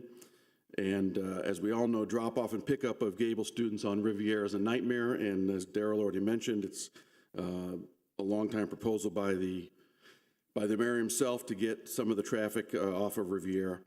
I did watch the video of the meeting last 2 weeks ago or 3 weeks ago when you guys talked about this, and I want to set aside some of the concerns that were expressed at that meeting. The school district is open to proposals from the city for use of the Gables High campus. It is a incorrect statement to say that the district is not open to ideas to lease, in effect, properties. The track at Gables High right now is leased by Ransom Everglades High School. They have a 10-year lease in place to use that track from 4 o'clock until the sun goes down. We could offer a similar proposal to the district that would give access to our residents. Sharing campus facilities with municipalities is routine by the district today. They share their schools with a quid pro quo. They want benefit. We need a benefit to access the school. The ball's in our court. The city needs more park space, and the school district has open ears for our ideas at Gables High. The school district is willing to listen to any reasonable proposal to upgrade and utilize campus facilities. Getting the vision for the future campus down is key to getting the ball rolling, and that's what this 50K does. It just gets all these ideas that we've gathered for the last 2 years from your input on paper so we can discuss with private people. We've got money lined up, but we have to be able to communicate effectively what it is the vision for Gables High is. I urge you, please follow through on this line item from last year. Thank you. Thank you. Mr. Clerk? Luciana Gonzalez.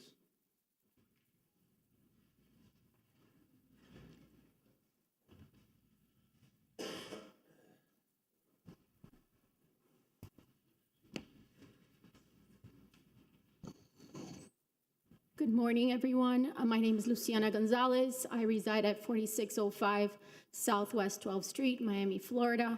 I'm here today to support the budget item for the master plan for Coral Gables Senior High. It's something that we've been working on for a couple years now, and I have two daughters who attend Coral Gables Public Schools. One is a rising senior at Gables High. The other one will be attending Gables High in 2026. I fully support this item because it will create a vision that we all know, as George Merrick did. He had a vision, he implemented it. I think that given the budget cuts that public schools have faced, both on the federal and state level, are really crippling our public schools. And Coral Gables Senior High is the only public school in this city.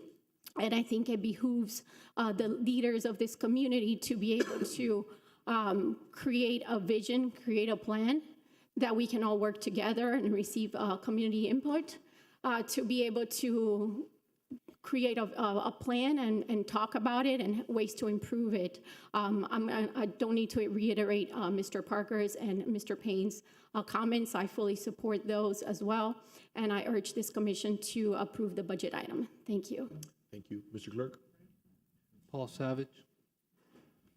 Good morning, sir. Good morning, Mr. Mayor and Commissioners. Good morning. My name is Paul Savage. I live at 522 Villabella Avenue here in Coral Gables. And if you know that street, you know that it's the street that runs directly behind the Coral Gables Senior High property. And I also have two children. I'm very proud to report that I have one who is a recent graduate of Coral Gables High School. My wife is a graduate of Coral Gables High School, and I have a son who's going to be a junior this coming year at Coral Gables High. So I'm both a parent and a resident. I'm also involved in the Friends of Coral Gables High. And without repeating what everyone else said, I'm here to lend my support, and I ask for your support for this $50,000 line item that will support a professionally rendered master plan by someone with credentials to put that together.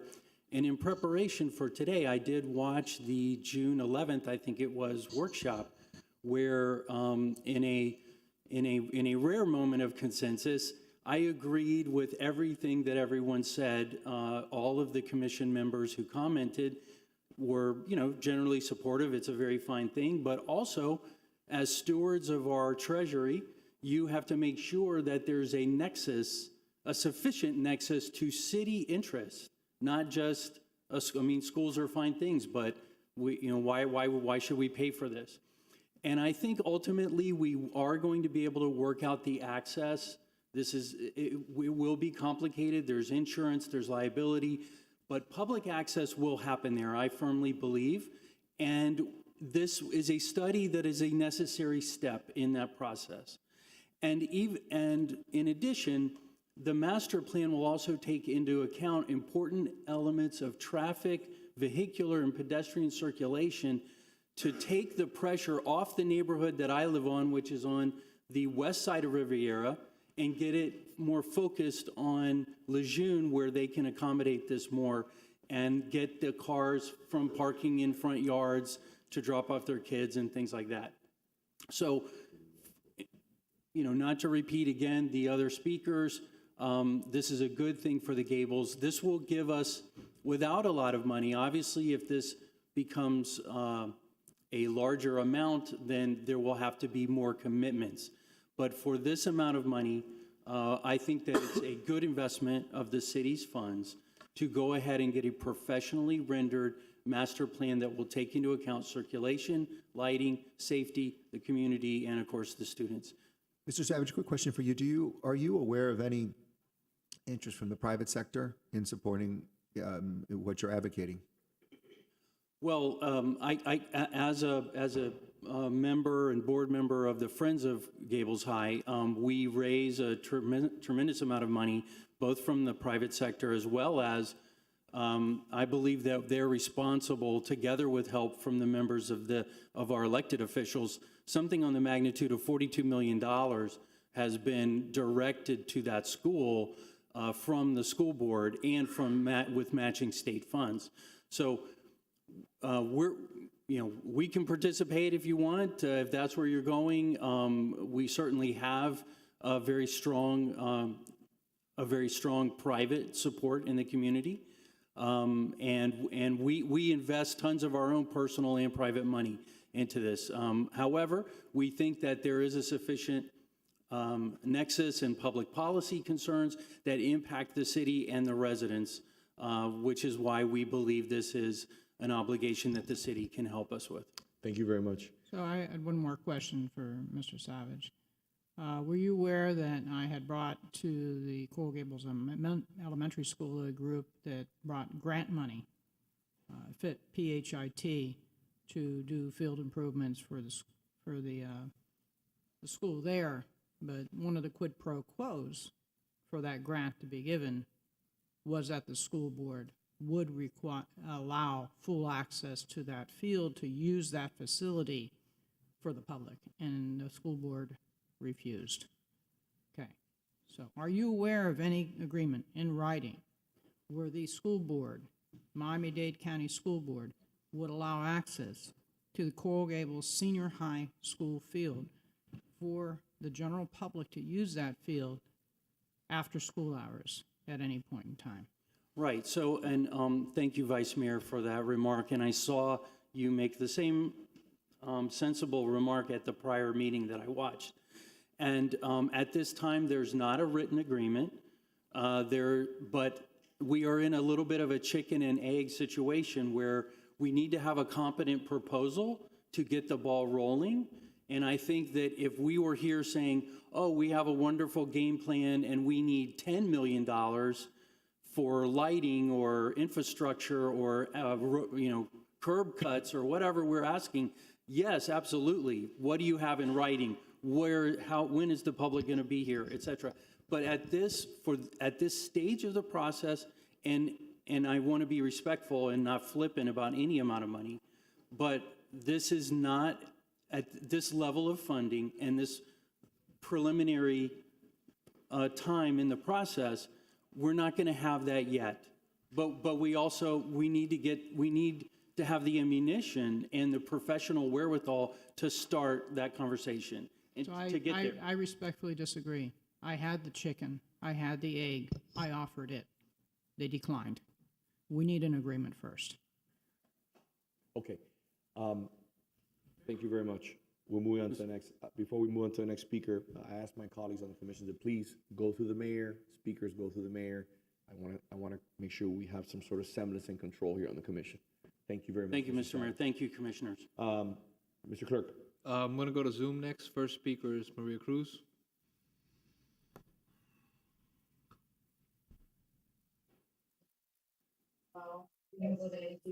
Okay, here I am, Mrs. Maria Cruz, 1447 Miller Road. Let me apologize. I'm at the hospital with my sister, that's why I'm not there. And I love when my name is called. I guess somebody loves me there, that's why he needs to keep calling my name. I'm here to support. I think as much as we think that all our children go to private school, we have lots of our children that go to public school, and Coral Gables is the only high school, public high school in the city. And having worked in Miami Beach for many, many years, I am ashamed to tell you that we have never supported Coral Gables High like other communities have. So it's time for us to step up to the plate, and let's not blame the school board. Let's do what we can do for our kids. That's number one. Number two, since I was here and the doctors was here, I couldn't hear the part about parks. I do not know if you discussed the Roxy Bolton Park that was already approved by the commission, and we're anxiously awaiting to see what's going to happen, because she is recognized by the other local entities, the state, national, but not the city of Coral Gables, and it's time for her to have a park named after her. So please, if you didn't mention it, I apologize for being late to the game, but I couldn't be there before. Thank you for mentioning me. That means that people remember me, and have a wonderful day. All right, Mr. Clerk. Evelyn Diaz is going to be on Zoom. Give me 1 second, Mr. Mayor.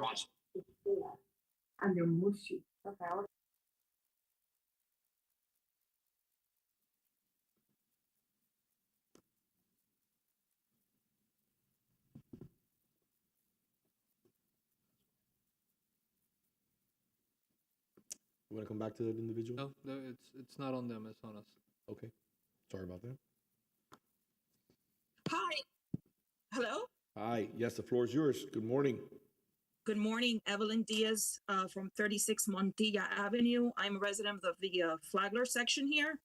I'd like to thank you, the mayor, the vice mayor, and Mr. Iglesias for recognizing the Flagler section and the need for its beautification and traffic calming, and also for the entrances for the park on Douglas and Ponce. Thank you. No, thank you for being here. That's it, Mr. Mayor. All right, perfect. I want to address some comments that were made predominantly in the public comments section. I have some serious reservations about handing $50,000 to the public schools.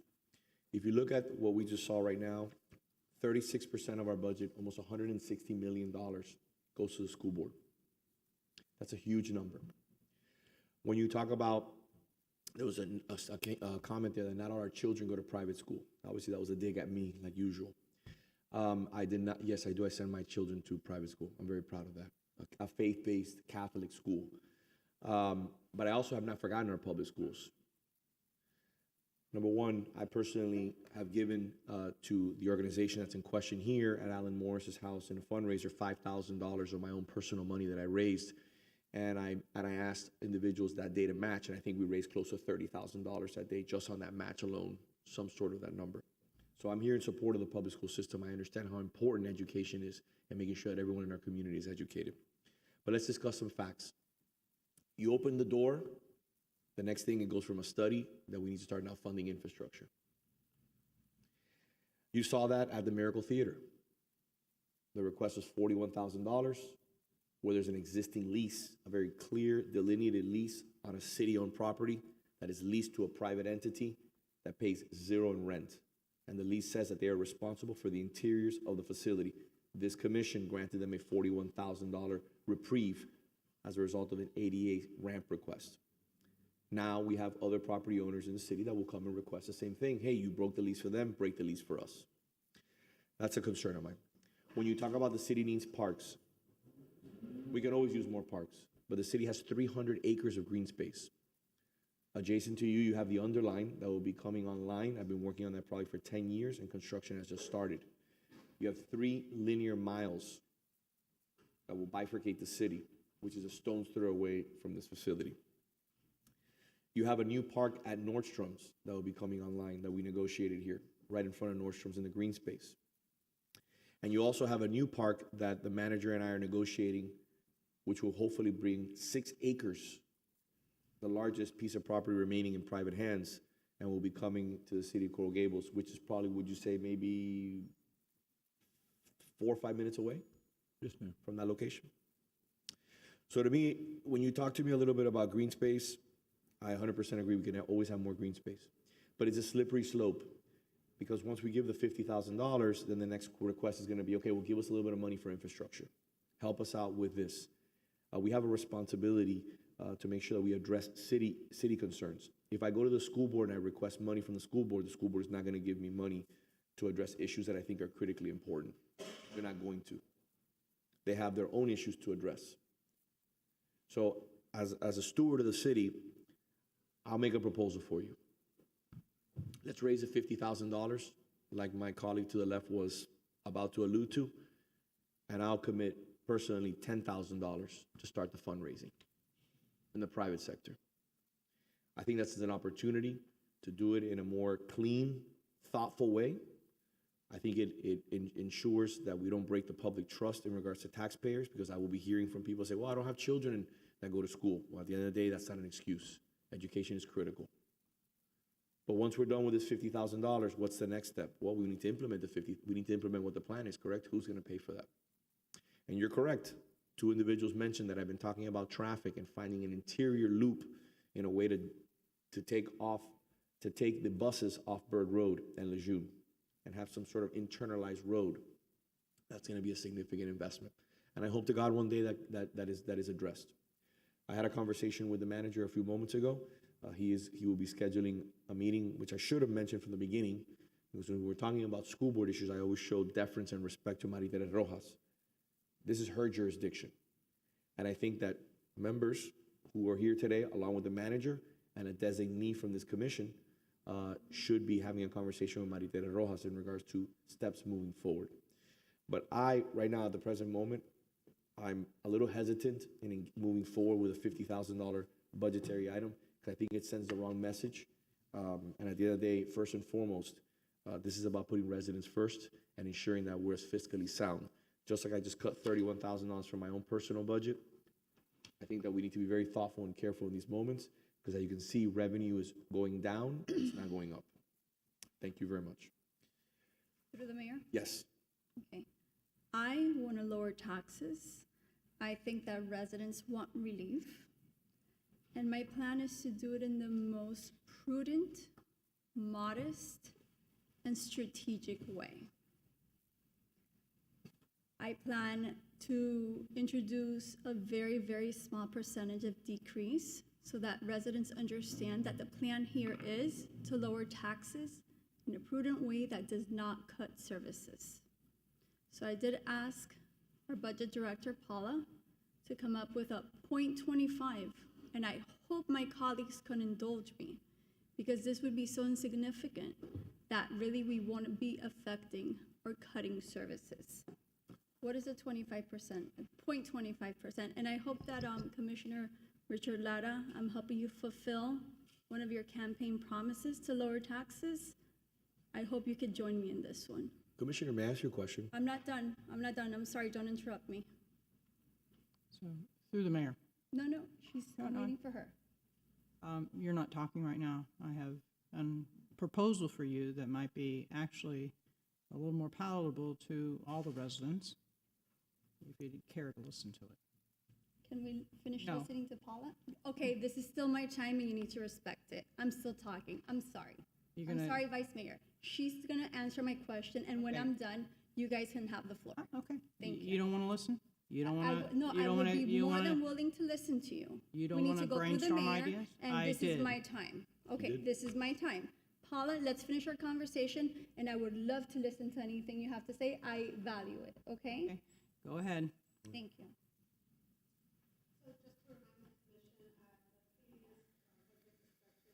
The commission asked that I look at millage reductions and that I provide that information to you by August. So I did not provide any of that information to you at this hearing because we had committed that we would maintain the millage rate and discuss it over the summer with information that I would provide you by August 1st. And so we will still provide you that information if that is the will of the commission. In the meantime, Commissioner Castro asked that I calculate what a 0.25% reduction to the millage rate would be.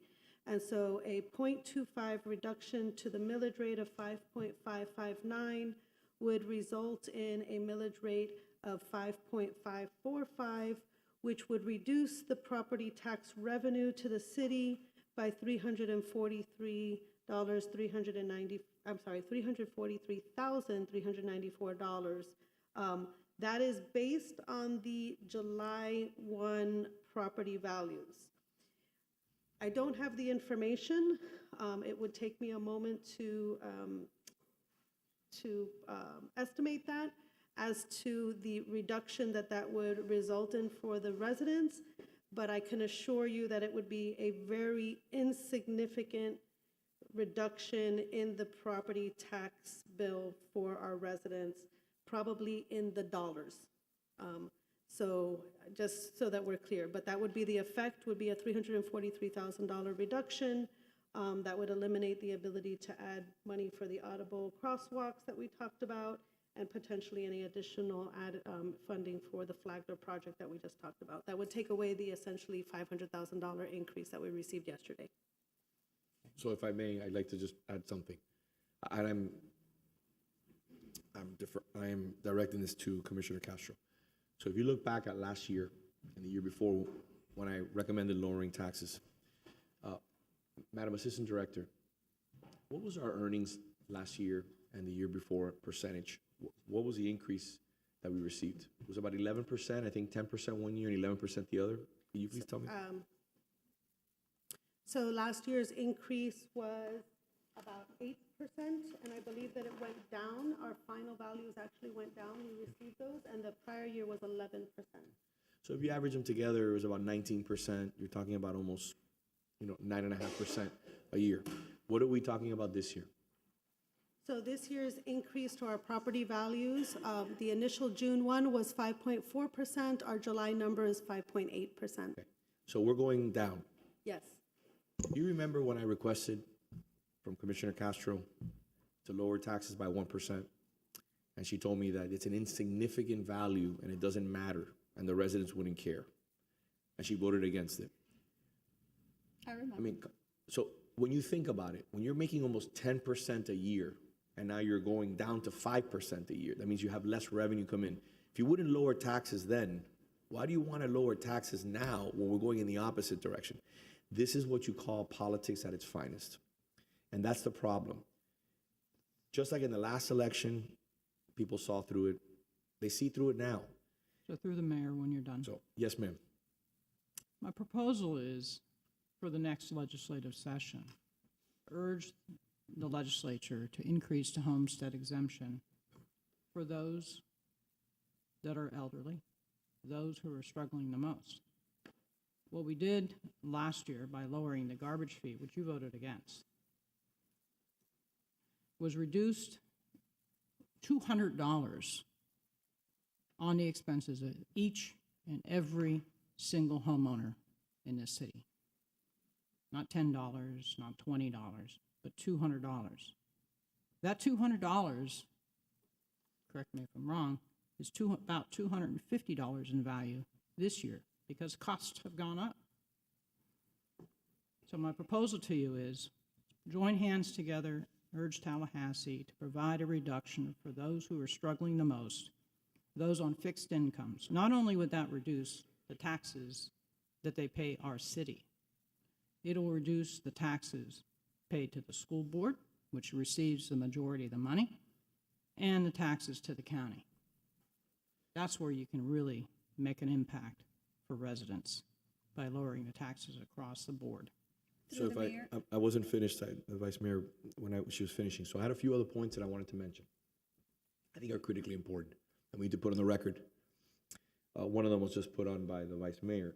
You voted against the garbage fee, which was a significant reduction and savings for residents. You voted against two tax reductions that would have been significant, 1% and 2%. You said they were insignificant, and why should we do that? The residents wouldn't care. You increased costs by millions of dollars as a result of the COLA that you rammed down the city's throat. As a result of the COLA, we also have an increase of almost $4 million, correct, on how much we have to pay in the unfunded liability requirement, correct? We're going from 21 million and change to about 25 and change? Yes, the required payment, but we are not fully funding. I understand that. So we're actually going backwards. Yes. Okay? Which I am very disappointed about. And now you have an increase in property values from 11% to around 5 and change percent. Excuse me, 8. In average, we're averaging around 9.5 in the last 2 years. So I just want to correct my numbers. It was 11% in '22, 12% last in '23, and 8.5 in '24. But similar numbers. If you blend them together, 12 and 8, you're at 20. So let's say just use 10 for the last 2 years. You just got that cut in half. So if winter is coming, it's here.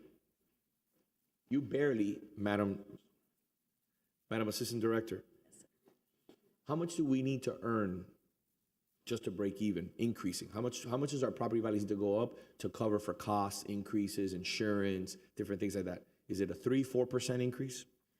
So I would say that Yes, it's a 3 to 4% increase. You can see here in the budget presentation, and I've disconnected now, but our expenditures, our revenue went up by 7%, and our expenditures went up by about the same 7%.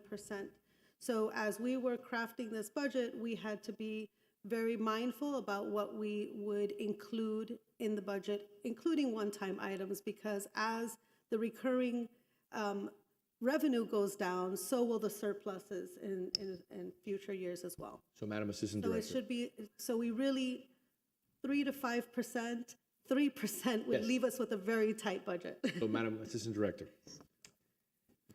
would you be in favor of lowering the millage rate any number this year? Even though I'm dying to lower the millage rate? Yes or no? It's okay, you can answer. My recommendation would be to maintain the current millage rate. Number one, if you take into consideration the property values that you just said went up 5 and change percent this year versus last year, which we're averaging about 10 in the last 2 years. Do you think it was better to lower the millage rate last year versus this year? If you were going to do it, would you do it last year or would you do it this year? If you were going to do it, If I was going to make any recommendation to lower the millage rate, it would have been in a prior year. However, that recommendation would have been hand in hand with a recommendation of things not to include in the budget in those years as well. 100%. And so any reduction in the millage rate, whether it be 0.25% or more, is going to result in less funded in the budget. While I always support tax relief to our residents, and I understand the need, to consider the residents' economic situations, I will always advocate for the budget that we prepare because it also is a reflection of the desires of the level of service that that your residents ask of the city. but considering the financial forecast that we're facing last year versus this year, with a significant reduction in costs, with the COLA that was approved, with the increase in costs, and with the reduction in earnings, do you think it would have been better to lower taxes last year or this year? I think we would have been able to absorb it last year and not as much this year. Thank you very much. I Through the appreciate mayor. that. Thank you. Through the mayor? Yes, Mr. Manager. Thank you, thank you. Director, the waste fee was reduced by $3.6 million for the residents, which is a perpetual reduction, because that's being reduced every year. What is the equivalent percentage of the tax base that would be reduced with a $3.6 million reduction? So as the manager said, the reduction of the solid waste fee last year resulted in a $3.6 million reduction of revenue. That is equivalent to a reduction of over 2.6% reduction to our millage. So if we were to reduce the millage today by 2.6, we would reduce another 3.6. So that would be the equivalent reduction of the That solid is waste fee. a perpetual reduction. Yes. Through the Thank you. mayor. Yes. Yes. I think we need to send a very strong message that this is where we're headed. But in the most modest and prudent way, we need to lower taxes. And the way, my plan right here is, yes, 0.25 is not that much, but that's not my full plan. My full plan is this year 0.25, next year 0.25 for 4 years. So we can at least work towards a plan to give some relief to the residents that very, very well deserve it. My plan is to get to 1% by the 4th year. And I think that is very fair. I think it's doable and residents deserve it. We need to lower taxes. I really hope, Commissioner Lara, you could join me in this. I know this is a stance you were taking your whole campaign, and I think it's fiscally responsible, given the amount that I'm presenting, which is $334,000. Through the mayor? Yes, sir. Right, so thank you, everybody, for your views so far, but when quoting me and during my campaign, I mean, I think we need to be accurate. And I know you haven't said this, but at no point did I say I was in favor of reducing the millage rate.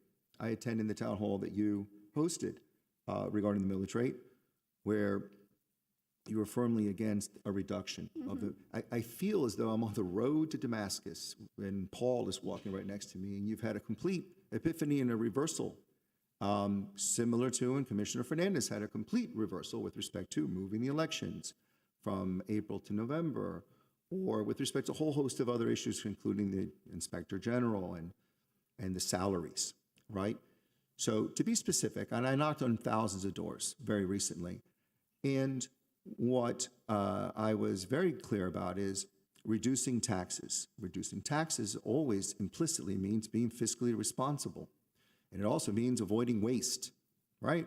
So one of the things that I campaigned on was, I believe it was wasteful to double the salaries the way that the previous majority in the commission did, without a sufficient or appropriate public input. I was committed to reducing the taxes by, when elected, voting to undo that decision. I also heard quite a bit regarding an intended increase to the credit concerns of the city, when I believe the previous majority in the commission was on the road to increasing debt by mounting a massive bond initiative. And you know, any increase to the city's debt without it being prudent, certainly without considering recommendations of the finance team and common sense, right, impacts ultimately our debt capacity and the leverage that we put on the residents when it comes to taxes. So I'm decidedly against that, right? With respect to unfunded liabilities, it's very important to me that we take care of that problem. And when we get into negotiations, you know, with requests from everybody for increases, we have to be prudent.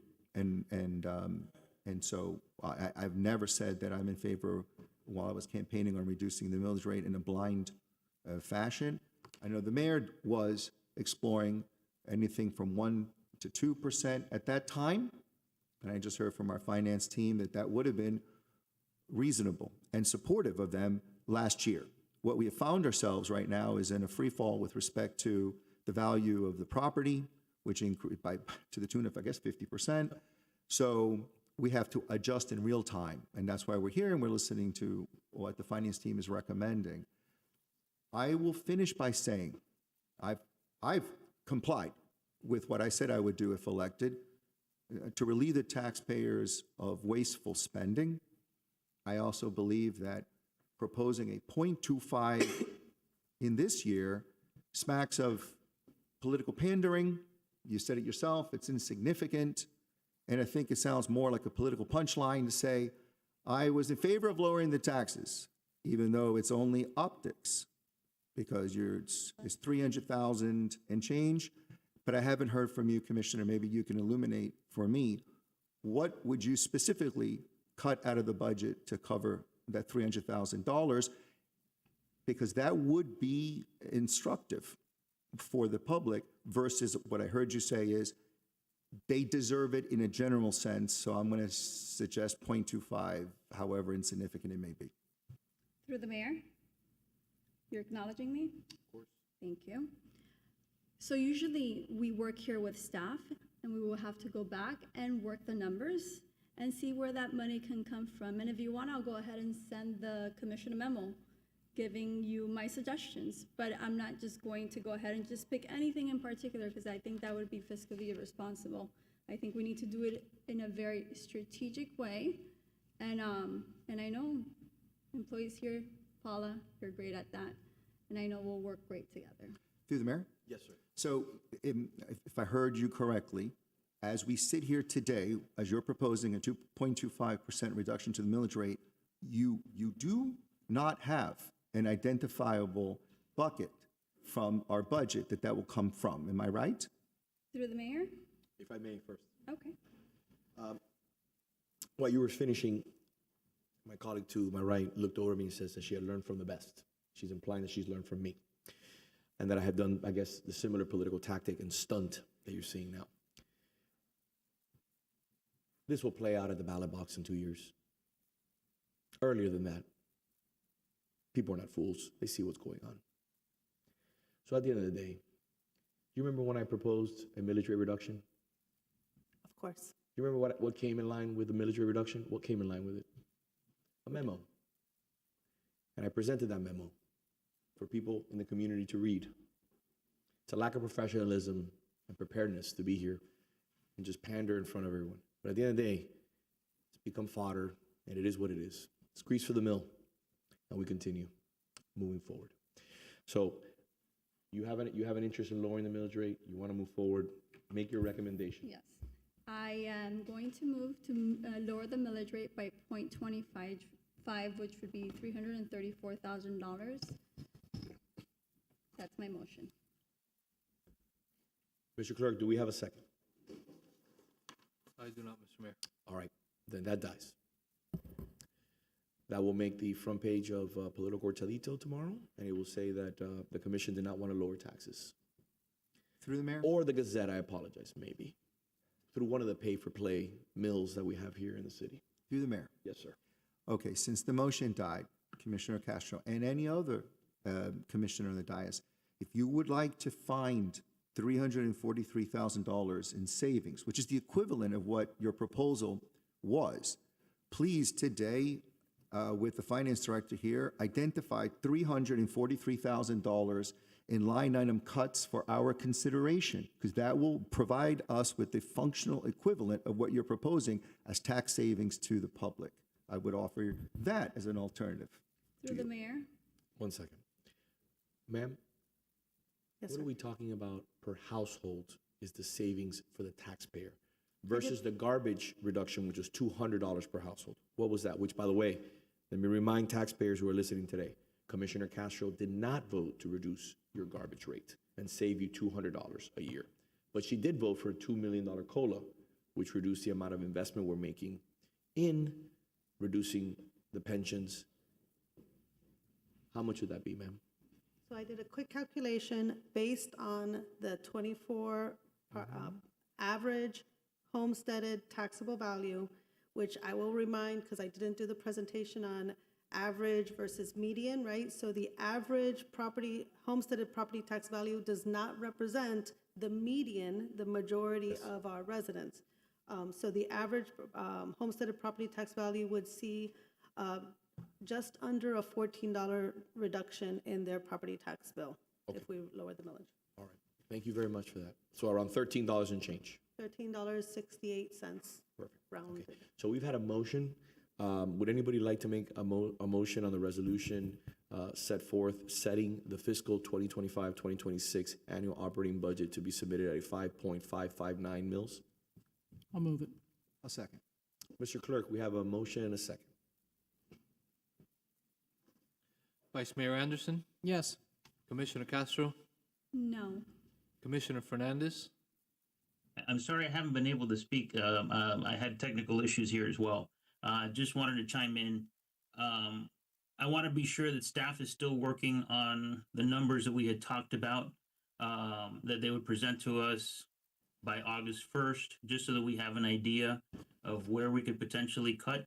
My vote is yes on this. I just want to make sure that that's still being worked on. Yes, the commission directed us to provide some scenarios by August 1st, and we are working on that, and through the manager, we'll submit that information. Commissioner Fernandez, may I add something else also to your statement? I want to make sure, and I want the support of the commission, if they'll give it to me, that the commissioner has everything at his disposal financially and with staff through the manager to address this garbage issue. That is a hidden treasure. That is the hidden treasure that we have here in the city, where there's millions and millions and millions of dollars that we could potentially use to fund and cut taxes. So I just wanted to make sure that he has all the resources at his disposal to be able to address this issue. Mr. Manager? Thank you, Mr. Mayor, and I'm actually working on that. The manager's office has been extremely helpful in working on that. He has designated somebody on his team who's already working with me on that. We had scheduled a meeting. We're scheduling a new one. They're already working on some ideas, so I look forward to presenting something to the commission that can really bring an impact to our residents that we can deliver on as a group together. I think that that's something that we have all committed to, and I appreciate the commission's support on spearheading that effort. And that's exactly what the manager has told me. Thank you. Commissioner Lara, Yes. Mayor Lago. Yes. Through the mayor, I'm going Yes, to ma'am. interrupt for just a moment, and I'm going to ask, through the city manager, to work on a proposal where, for the next legislative session, we can support a increase in homestead exemption for seniors, people within a certain income category, moving forward. Madam Vice Mayor, if I may, our Director of Governmental Affairs, Chelsea Grinnell, maybe that's an item that we can put with her as an item to bring before as a priority on our priorities list. Would you want to do that, Vice Mayor? I would, but I also want finance to make some recommendations if we do, what level of increase of homestead exemption should there be for this particular group of individuals? Because we all saw the folks when we knocked doors that are struggling in certain income categories past a certain age, and income limitations, and see if we can help the craft a homestead exemption increase that will make a difference for those who are struggling the most.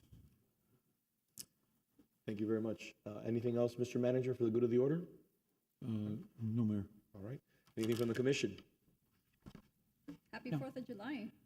Happy 4th of July. All right. Well, again, in closing, I'd like to thank staff. Thank you for your hard work. Thank you for all the residents who joined us today. I'd like to thank Paula, your team, the finance director. You guys, again, have done an incredible job. I look forward to our next budget hearing. I think we're making a lot of progress, and I look forward to addressing the concerns of the residents and the business community as we continue to uphold the highest standards of any city, not only in Miami-Dade County, but the state of Florida. Thank you, and God bless. Thank you.